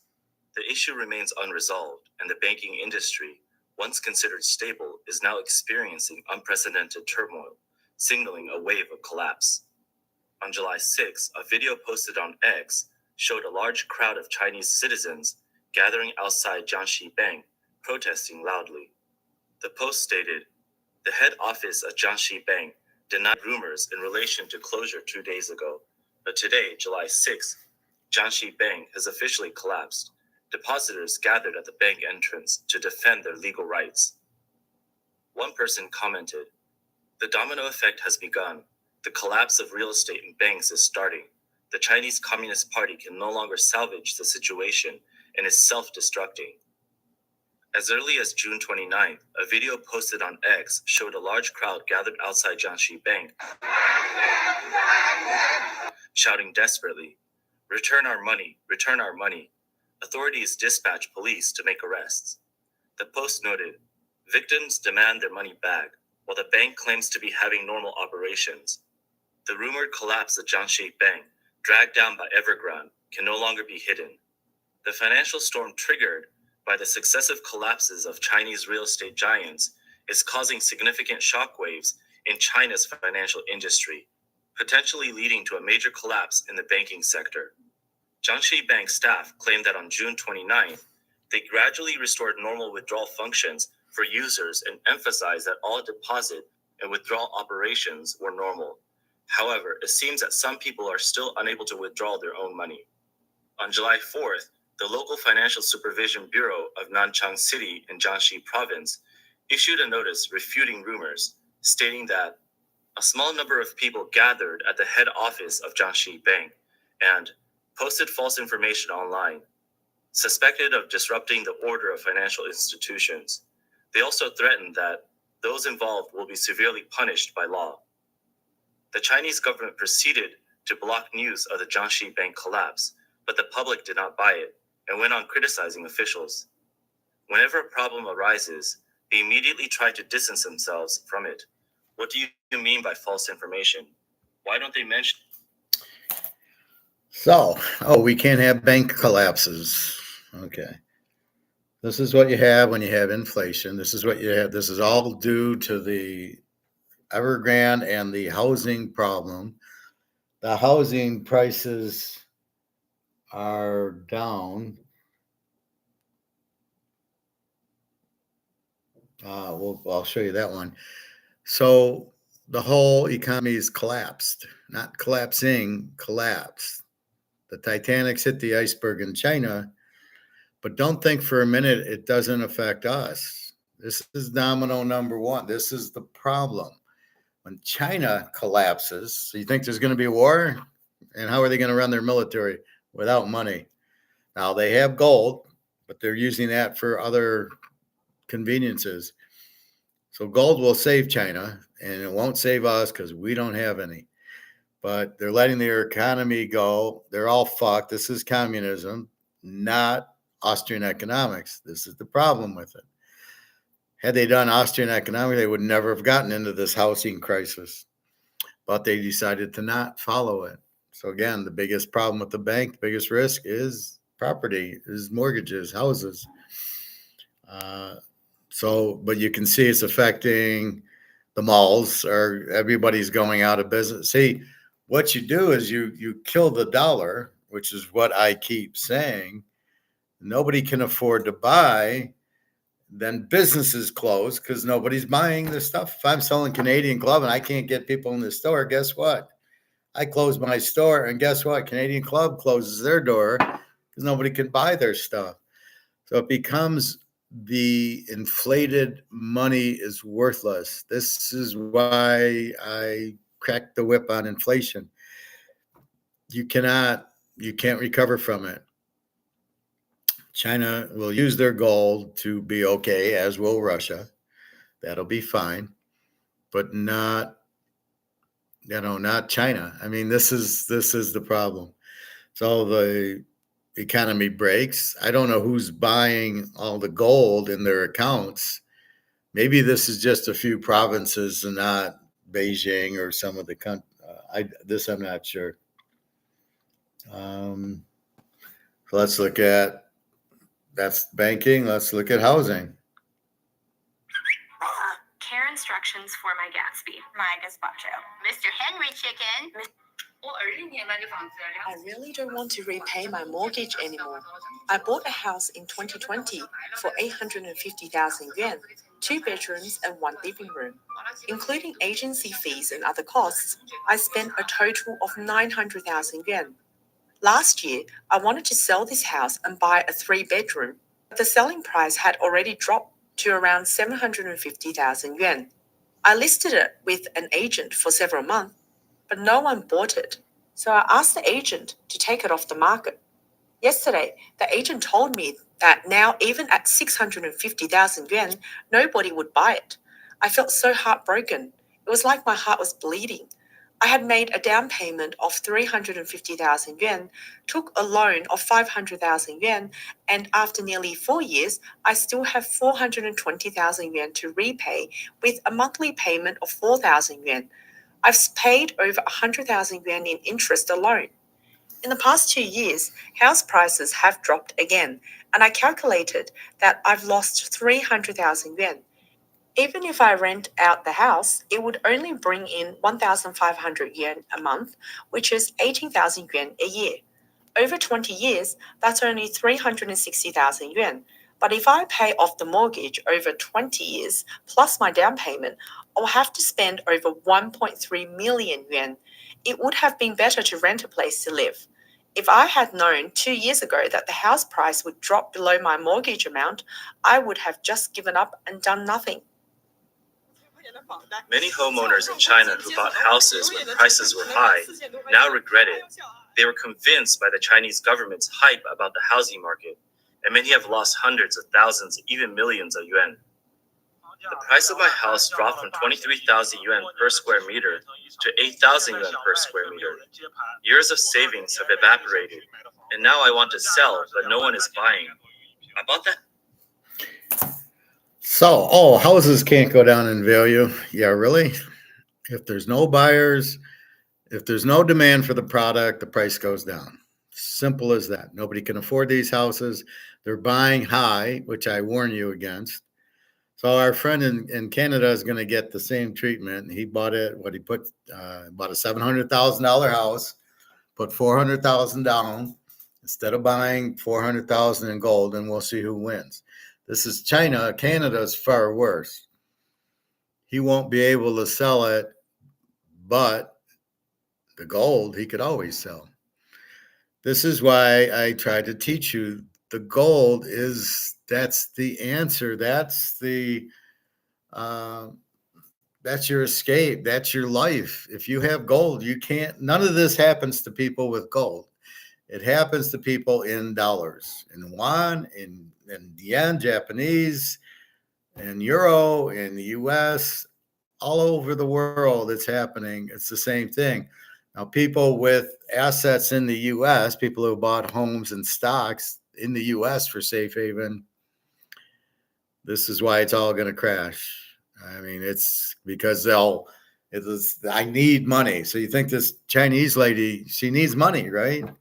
So what's she going to do? Well, oh yeah, I have my 1,000 shares of Apple stock in America. I think I need to sell it now because I need money. That's what'll happen. So the housing market, there's no jobs, there's no companies open, and therefore they need money. Oh, well, I do have Microsoft shares and Amazon shares and Apple shares. I need to sell them.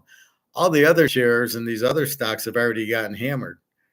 So when the bubble starts collapsing because people need money for their other bad investments in China or Germany or whatever, that's what's going to happen.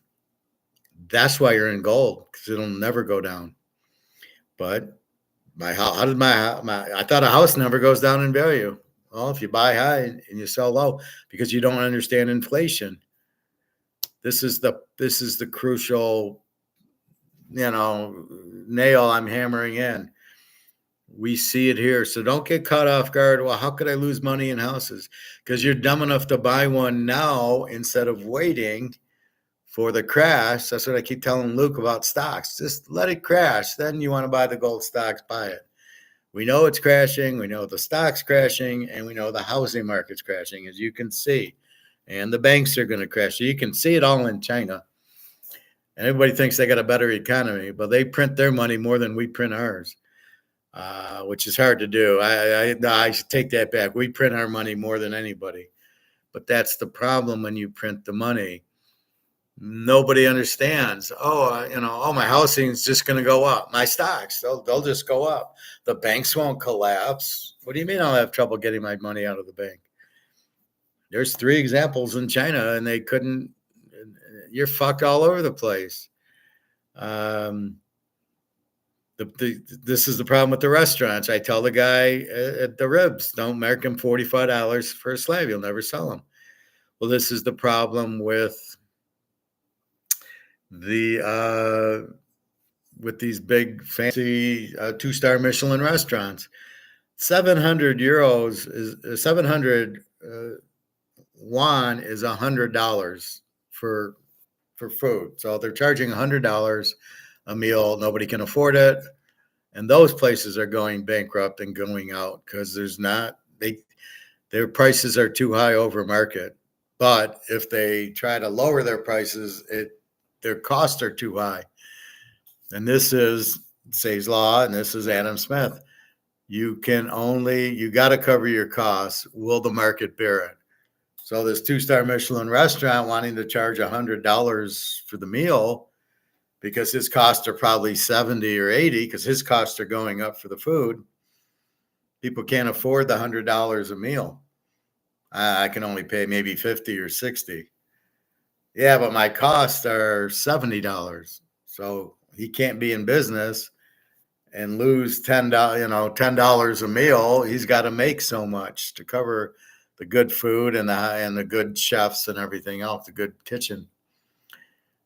And this is just starting, and it's going to be all over the place. This is not just in China. This is coming here to a theater near you. The answer is gold, because if I have gold, I can go to that restaurant. And guess what? If I have gold and gold finally does its thing and we're at $10,000 an ounce gold and I walk into that restaurant, he's going to love me. I can give him a 1/4 ounce to pay for the meal and he's ecstatic. Oh, somebody with money can pay me. And believe me, he'll take the gold just like the barbecue guy will take the silver. or he'll take the silver, whatever it is. Silver, it's 1,000 an ounce. Believe me, the guy's taking silver for his restaurant, for his meals, because he doesn't want the dollar. See, you got to understand, the demand for this goes down. Nobody wants it. If nobody wants it, it has no value. Do you want the yuan? No, they're printing the shit out of it. The yen, they're printing the shit out of. Name a currency they're not printing the shit out of. Well, the BRICS gold-backed currency and the Zimbabwe gold-backed currency, they can't print the shit out of those. The reason gold stands is because you can't print gold. So therefore, this is all that's here. So it's like the Mahomes card is 50 count. You can't print more. It's only 50. And you can't print more, so it's not going to lose its value. This is what, 21 trillion printed plus the petrodollar 130 trillion. You got 150 trillion printed. I woke up. I feel much better.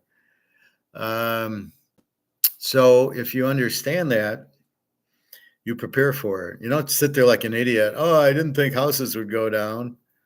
Well, if you do your research, you'd see houses are going to go down here. They're going to go down because the foreigners are going to sell them.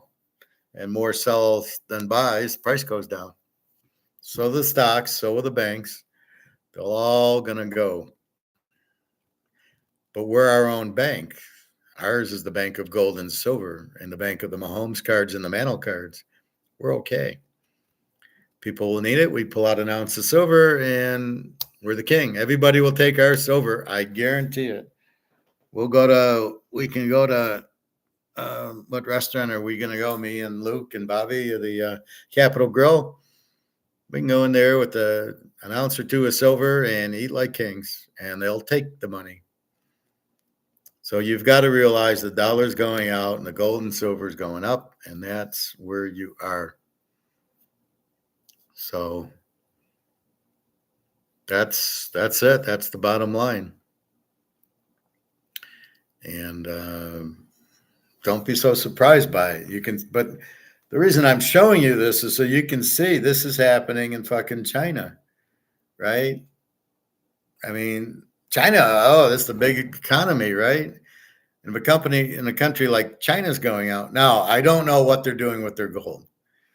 I don't know why they're not using the gold to stable the economy. How the fuck are they going to war?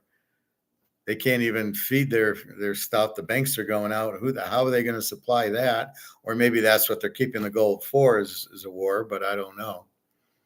But if you don't have banks, you don't have an economy, you're fucked. All right, let's see a little bit more. House in 2020 in this community, and at the time the price was 23,000 yuan per square meter.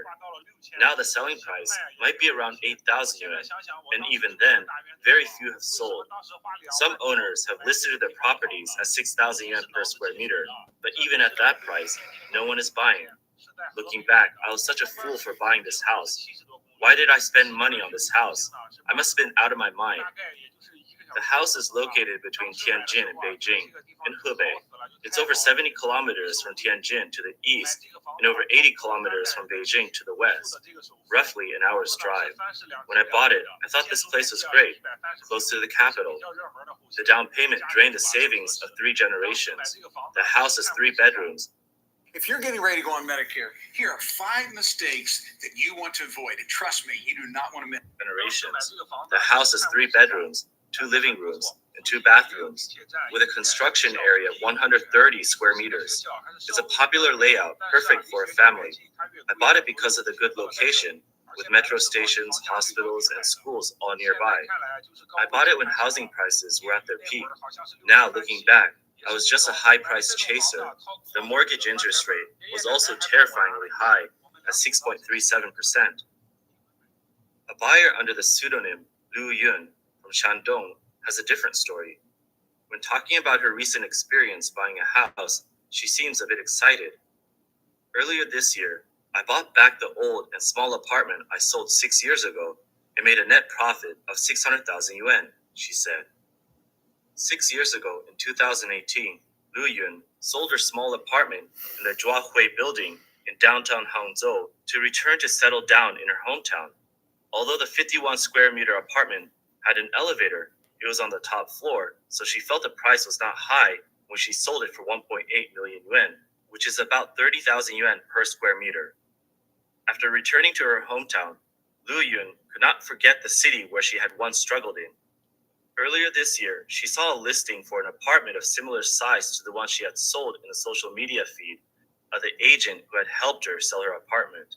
Surprisingly, it was only 1.25 million yuan. So Lu Yun immediately returned to Hangzhou to see the apartment. When I went to see it, I was stunned. How could it be such a coincidence? The apartment I wanted to see was in the same building as the one I sold, she said. It was also 51 square meters, but this apartment was on the 16th floor, better than the top floor. After viewing it, Lu Yun immediately placed an order, finally closing the deal at 1.2 million yuan. Another reason Lu Yun acted quickly was that the apartment came with a lease, generating a monthly rent of 3,500 yuan with an annual rental return rate of 3.5%. Compared to the deposit interest rate, this return rate was quite good.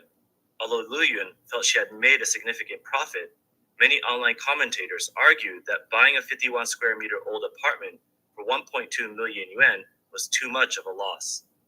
Someone commented and said, she bought it back for 1.2 million yuan now, but a year later, it might not even be worth 500,000 yuan. I sold my house in a first-tier city for 2.2 million yuan in 2021, and now I wouldn't even want to buy it back for 1.03 million yuan because prices will continue to fall. Others warn. All right, so that's the gist of that one.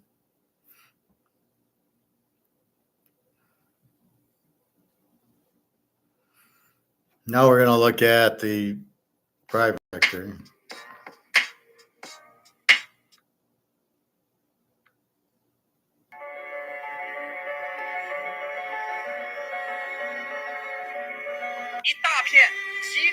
A huge factory with hundreds of machines, costing tens of millions, have gone bankrupt.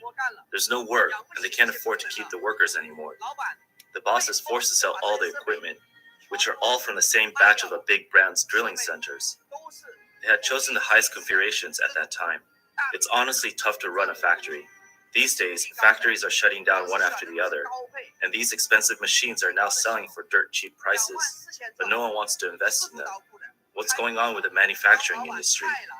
Are you still willing to invest in a factory and ready to run it?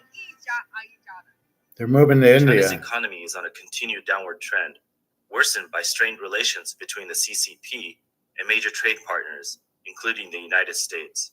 Additionally, stringent regulations and relentless suppression of private enterprises by the CCP have left thousands of private businesses struggling to survive, ultimately leading to widespread closures. It's shocking, guys. 9 5-axis machining centers never even got used, and now they're out of business. They spent over 30 million yuan on these 9 machines alone. The total investment, including the factory building, land and auxiliary equipment, exceeded 100 million yuan. The boss pulled out and moved to Vietnam. All the equipment is high-end, over 100 machines in the factory, now selling at half price, and still no one wants them. If they can't be sold, they'll be treated as scrap metal. In recent years, the CCP's advocacy of state-owned enterprises over private ones has severely disrupted the normal economic order, seriously harming the interests of private enterprises and shaking the confidence of countless private entrepreneurs. Many private companies. Oh, so socialism, communism doesn't work when the government sets the price and you get it out of the free market. So in Say's law, supply creates demand. You have these things that nobody wants. All this equipment and materials and everything that they paid high end on, they can't even sell it. There's no demand for it at all. You would say, well, it's worth $1 million, whatever the guy paid. Only if there's a buyer. If there's no buyer, there is no market. And if there's no market, it's zero. And guess what else has no market? Yeah, we can't even run T-bills because if we run T-bills, nobody buys it. As Egon said yesterday, it's a banana republic. These things are worthless. Nobody wants them. We're buying our own money because nobody else wants it. So that would be like this company trying to sell these machines, and the company is the one buying them. Well, the buyer, the company bought these machines. Well, what do you mean? You're selling it to yourself. It's got to be in the marketplace. There's got to be a buyer. And if there's a buyer, if somebody will pay me $75 for this, I got a buyer. I got a marketplace. However, if I try to sell this on the marketplace and I get zero, you know what? This has no value. And you can see this going on with China. We've now covered manufacturing, the banks, cities that are all going out, the real estate sector, the housing sector. China's fucked. Now, again, they have gold, so that's their savior. The savior of Rome is gold. So, I'm not going to play all this. We got the gist of it, but their private sector is fucked. The economy's fucked. I think I played that one. Let me see. Did I play this one? Drive into summer with a Honda CRV. 我现在走在广东省。 I'm walking on Chao. Yeah, I played this one. So I think you get the gist with China. They're fucked. Communism and socialism, what everybody seems to want here, you see how well it works. The government can't possibly run a market economy. And if you don't run a market economy, you're fucked right away. So you must have the free market. That's the only thing that works. Why people don't like capitalism is beyond me because they don't understand it. All you can do with capitalism is let the free market run. Let the market dictate supply, demand, cost, sale. What do I sell it for? Can I make it cheaper than I can sell it for? And as you fuck the dollars, which is what George Soros is doing to us here, as you keep printing them to zero. See, as you keep printing them, they don't have value, which means you can't buy shit because nobody wants it, or the value of it goes down so much, it takes you all this money to buy a house or to buy tuna fish or whatever you're buying. The economy, you've got to have sound money. And as soon as you fuck up the sound money, it's all over. Without money, look what's happening to China. You don't have an economy. They have to close up because it costs too much, and they can't. The cost is more than the selling price, so they have to get out. And that's coming here. It's coming to Europe. It's coming to the Euros, the Eurozone, the Brits, Egon, everywhere it's coming because you are fucking your money up when you're not backing it by gold. So your Keynesian politicians who think you can just keep printing and printing and printing don't know what they're talking about. Now, there was one here in the banking, I think, when they listened to the government, and I'm like, why would you trust the government, especially a communist government? You're trusting a communist government to run things? And they tell you to jump, and you're like, oh, yeah, okay. If the government tells us they know everything, I don't know anything. That's ridiculous. That's like, here, how can you trust the government here? Are you out of your minds? The government tried to have Trump killed. That was George Soros and the government trying to kill Trump. You're going to trust those people? I'm not sure I would even trust Trump because he doesn't know what he's doing economically. He wants to have tariffs. Okay, he wants to lower taxes, but the rise in tariff is 1929. You're gonna kill the stock market. You're not talking about inflation. You're not talking about gold. That's it. That's your hope. Otherwise, if you don't gold back your currency, you're fucked anyway. So I don't know. It's going to be, once the dollar stops being worth anything, including the Chinese, the Japanese we know is not. Zimbabwe had to go to gold. Venezuela, Argentina. So we're going to go through here. 13 countries that could collapse. And I'll just show you.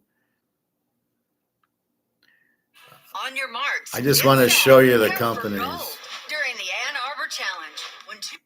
Imagine.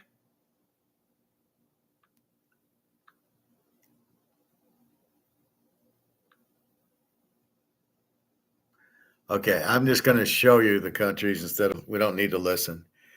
So at first we have Nigeria, which is in Africa, Lebanon, which is in the Middle East, Venezuela, communist, Tunisia, also I think in Africa, Argentina, and Ghana,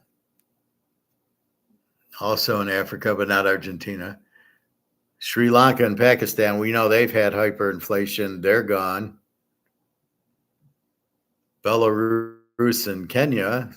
Belarus is one of the Russian ones, like Venezuela. And Kenya, another African country. Ethiopia and Ecuador. Ethiopia is in Africa. Ecuador is in South America also. And that's it. So 13 countries that could collapse in 2024. There you go. How Venezuela's staying and Argentina, I have no idea. The African countries, that's been the US and the France is doing, and they're kicking them out. So we'll see if they can go free market and gold standard. They'll be fine, like Zimbabwe. So that was we don't need to see. All I do is tell you about the country. Yeah, well, we know the countries.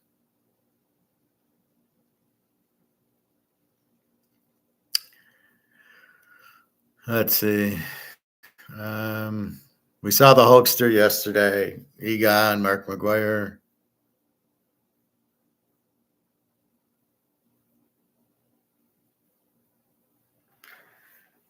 I won't show this, but it says CPC. China's fall is coming. All right. So I think we get the gist. China's in big fucking trouble.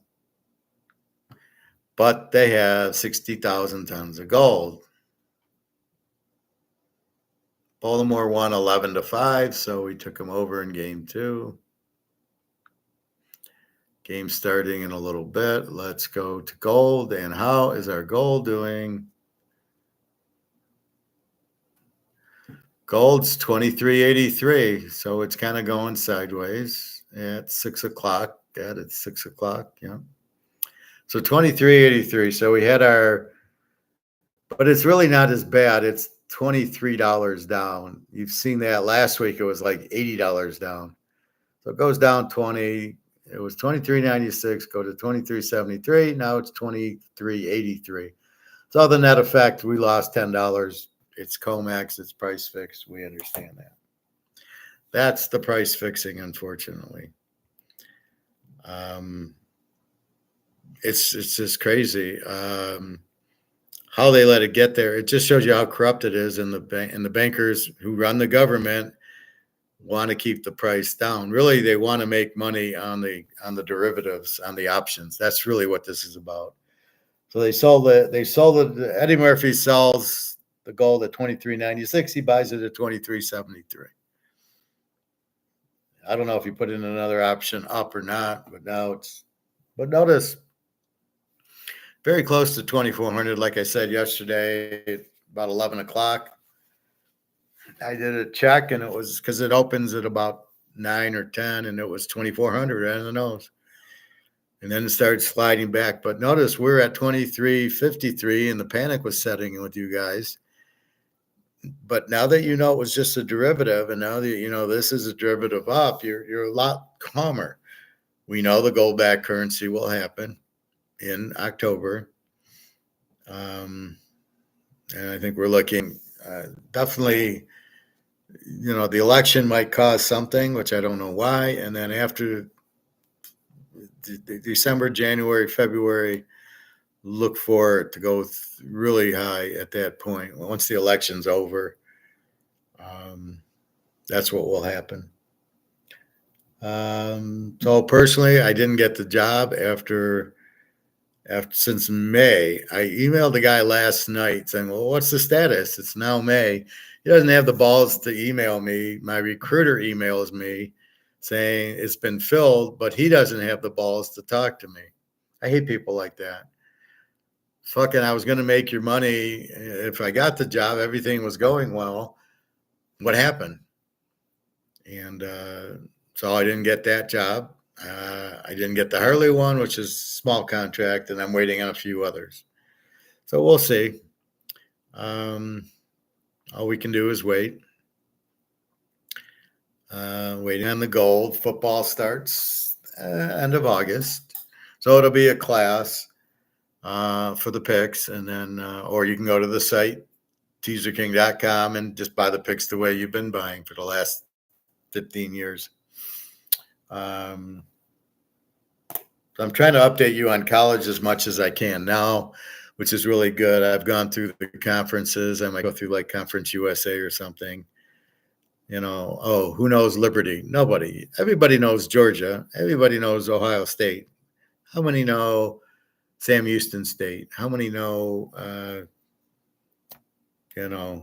East Carolina? I mean, if they're a good team, you make a lot of money on them. Liberty's a very good team. In the MAC, it's Miami of Ohio and Ohio. Oh, we'll make good money on Miami. Like Miami of Ohio is a dog to Northwestern. I think they're a real good play. Miami of Florida over Florida. I don't understand that. That's when the intuition comes in, and that's when I see the wrong team's favored. And I make a lot of money seeing that the wrong team's favored. Why? We're asking the question. Excuse me.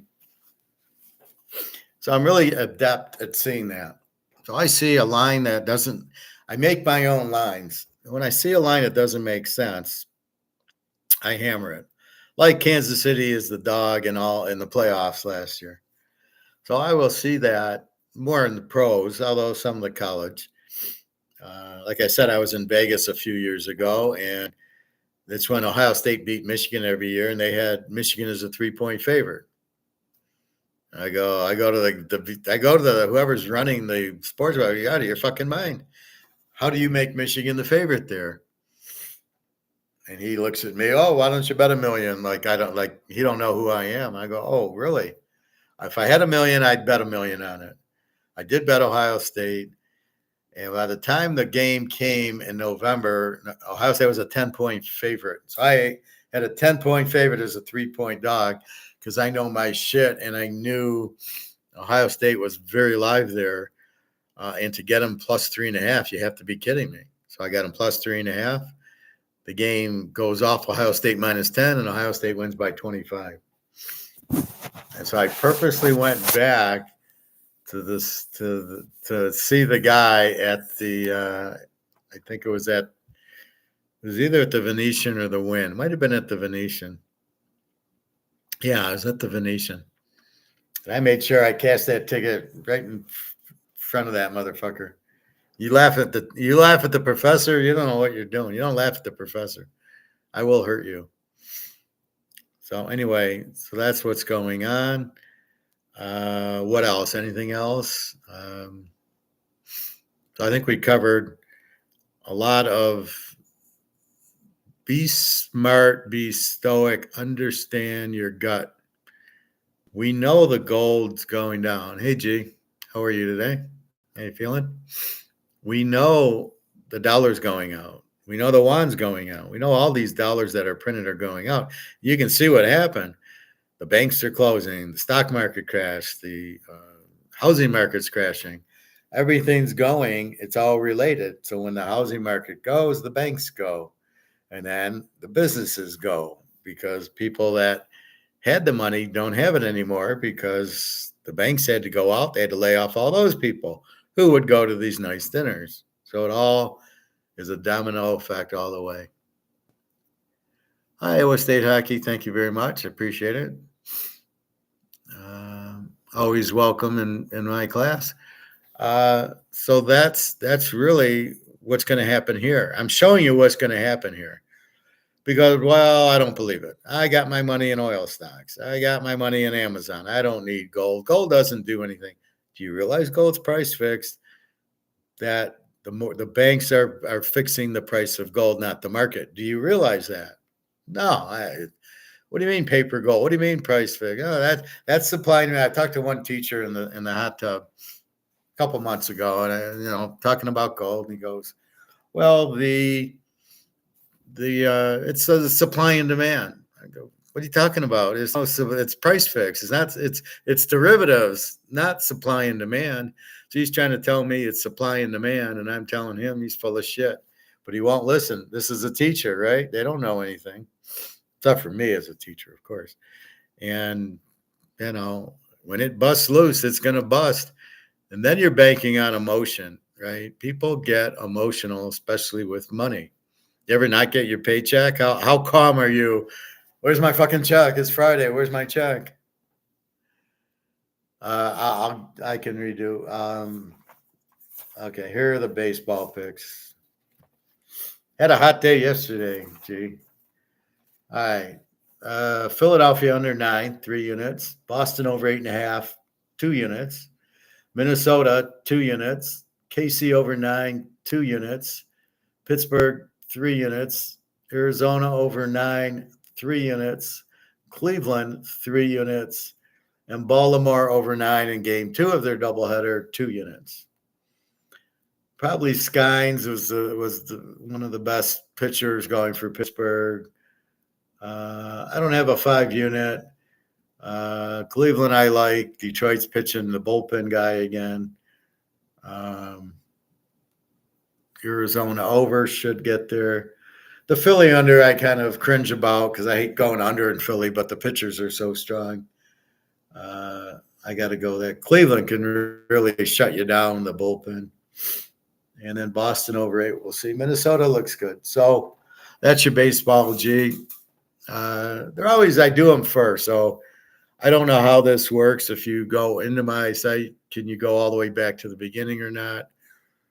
I never tried it. I very rarely see live ones. I figure myself like Joe Rogan. So like McGuire and some of these guys will go to like an hour and they say, oh, people won't hold their concentration. But I'm like Joe Rogan in the fact I'll go baseball, football, gold, China. So it's each little segment. So all you need to do is, listen to this, come back, listen to the segment, and I'll tell you what I'm doing. You're welcome, G. Good luck. But that's what it is. So we can see what's happening in China. Believe me, it's happening in Japan. I'll try to find some of that. I was watching some Russian videos about where they're from. It was interesting. There was 4 different types of apartments in Russia.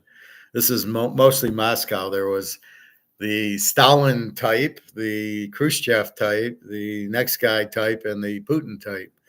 And they all have a little bit different flavor in them. And some were as low as $500 a month, but they were kind of small. And then the 5 floors don't have apartments. So you got to walk up the floors. So that's what happens in them. And you're just looking at the different ones. So they were reasonably priced. It's funny how they show it. I've been in one in the Ukraine. I've been in a friend's apartment, and you just see how it is. But in the regular in Moscow and in St. Pete, I see Daria's, and you just see, a bathroom. There's a tub and a shower. I don't know if the toilet's with it. A big living room, a little bedroom, and I don't know how they live like that. It's insane. I show her my place, and she's freaking out because it's big and roomy. This is my living room. I got 2 big bedrooms, and I got 2 bathrooms, one with the shower, one with the bath and shower, a big kitchen, and they don't have the same stuff. That's why they want to move here, right? So we will see, but that's what's happening. So be careful who you listen to, please. I beg you. Even in football, I see you guys, what do you think of, Pittsburgh against Kent State? And I'm like, I didn't give you that game. I think that's where I kind of don't understand. You guys, I go through all the games and I give you the picks, Here's the best 5 picks, like baseball tonight, right?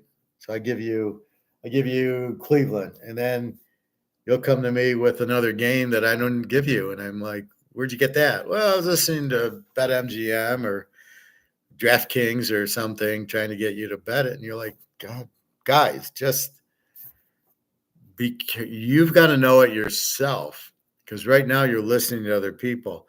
This is what China did. They listened to the government and they bought houses, and they all are bankrupt. They're all losing their ass.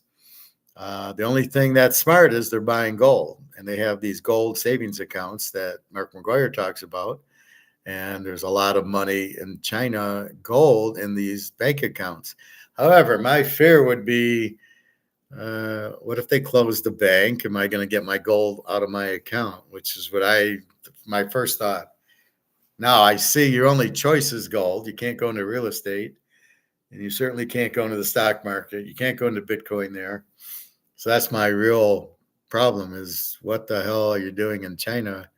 How do you trust the communist government? So I know a lot of them moved to Canada, Toronto. I have cousins there, and it was all that you'd go through this place. It was all Chinese signs, and the people who lived in these houses were all Chinese. It was insane. So I know they are getting the hell out of there, but that's where it's at. Even though the Chinese restaurant, they're from China. I tell them to buy gold, and they kind of laugh. And I go, well, you can't trust the dollar. You can't trust the government is the bottom line. Like I said, look what they did to Trump. They let the guy go on the roof. They let him shoot 8 shots. Then they finally took him out because they had no loose ends, and George Soros was behind it. And this is the problem. How do you trust these people? You can trust Kamala Harris or Biden? And again, I'm not sure I trust Trump. Trump's a little bit off the road also. He's a little bit nuts, and he's 78 also. And if he hires Larry Fink as his Treasury Secretary, I will move to Russia, because you're going to trust that son of a bitch? He's the most corrupt guy ever. He'll fuck you. He'll fuck the whole country up. How can he put Larry Fink in? Oh my God. I hope it's a rumor and it was from RFK Jr., so hopefully not. Anyway, I think that's it. I'm getting tired. There's your baseball picks. I just said them. College football we went over. Pro football we went over, I think, yesterday. So I'll leave that alone for a while. We'll talk Thursday about the pro football game. Otherwise, that's it. Jenna made it to Berlin. She drove. Her friend took her, and it's a long drive from where she lives on the east side of the Ukraine to the west side of the Ukraine. So it's like 20 hours, 2.5 to get over the border. Curfew from midnight to 5. She had to get a hotel at midnight because they had to be off the road. It was cheap. It was like $30. She tells me how much it is, and I do the math. Go, oh, that's $30. That's nothing. And then she gets to the train station in Warsaw to go to Berlin, and it's booked. How many people are going to Berlin from Warsaw? So you had to take a bus, 10 more hours on the bus to get to Berlin.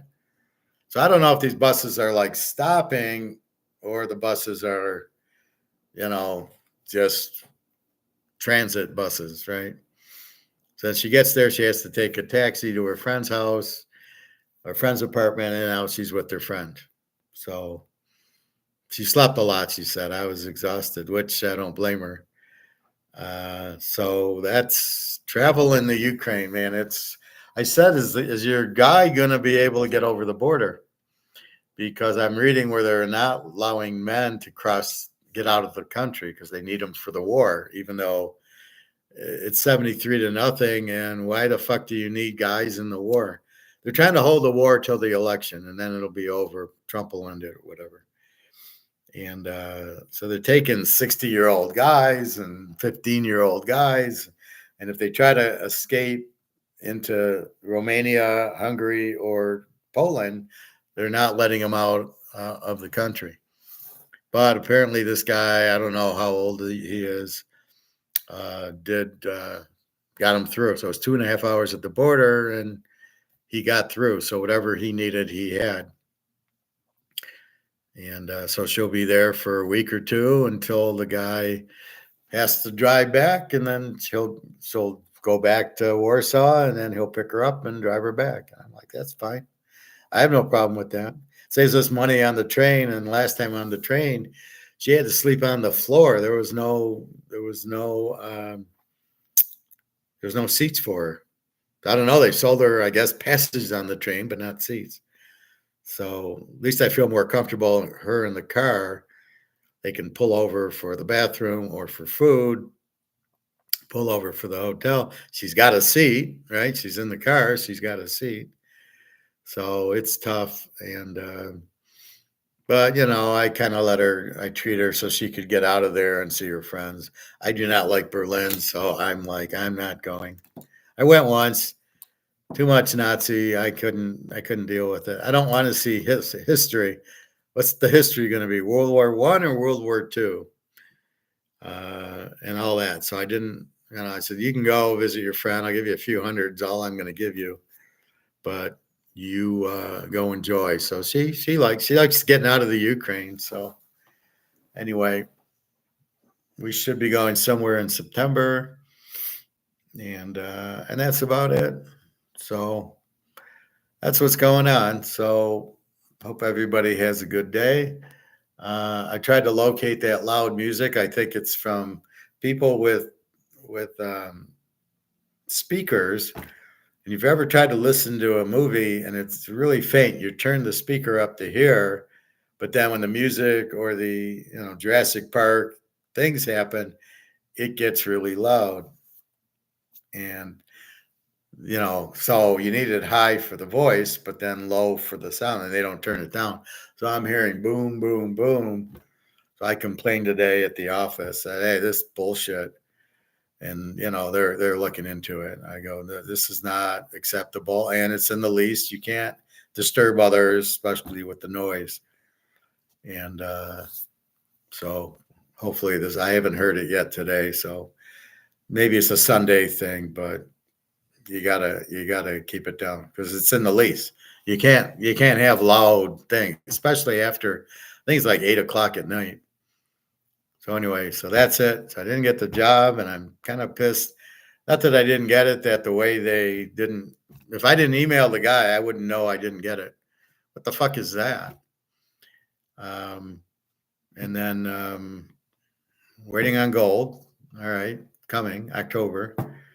And then I'm waiting on the trust, and it should be soon. They want to end it, right? So I emailed the trust attorney. So do you have a ballpark of the amount, the ballpark, and the time? And I haven't heard back from her. So we will see. Yeah, hopefully it'll be a nice number, and then I can just relax some more. All right. I guess that's it. Have a real good day, and thank you. And www.teaserking.com is the football site, and you'll get my email there if you need to email me. As I showed you, you pay for the class, $25 pro, $25 college. And I'll give you the picks like I did for baseball, but I'm not going to give you the picks for free in football, not this year. Too many people complain, I paid and you're giving them out. So, yeah, you're right. That's why I'm very leery to do that. Baseball, nobody pays. It's hard to pick it, although I am picking very good. But it's just hard to it's so inconsistent because the players are so bad and it's all averages that it's very hard to figure. Anyway, I think that's it. So we start. I won't be doing exhibition football. That's for the birds. I will. September 24th, we will have the first game, Florida State, Georgia Tech, SMU, Nevada. And that'll all be part of week one. And then the 29th, there's 3 games, and the 30th. So I think you'll get the 24th all the way to the 2nd, I believe. That'll be with the first week. and we'll go from there. All right. History's on the history page. Again, go in, purchase the picks, use PayPal. I get it. If you're signing up for the class, there's a college class and a pro, $25, nothing. You'll get, I'll get your email, and then I'll put the email in on the, I'll put the email that's on your PayPal in there, and that's what you'll need to go in. Now, I've never done a private one, just a public one. So we might have to work it the first week, but that'll be it. So anyway, have a great day. Good, enjoy. Good luck, and take care. Eat healthy. Not too much sugar. All right. Take care, everybody.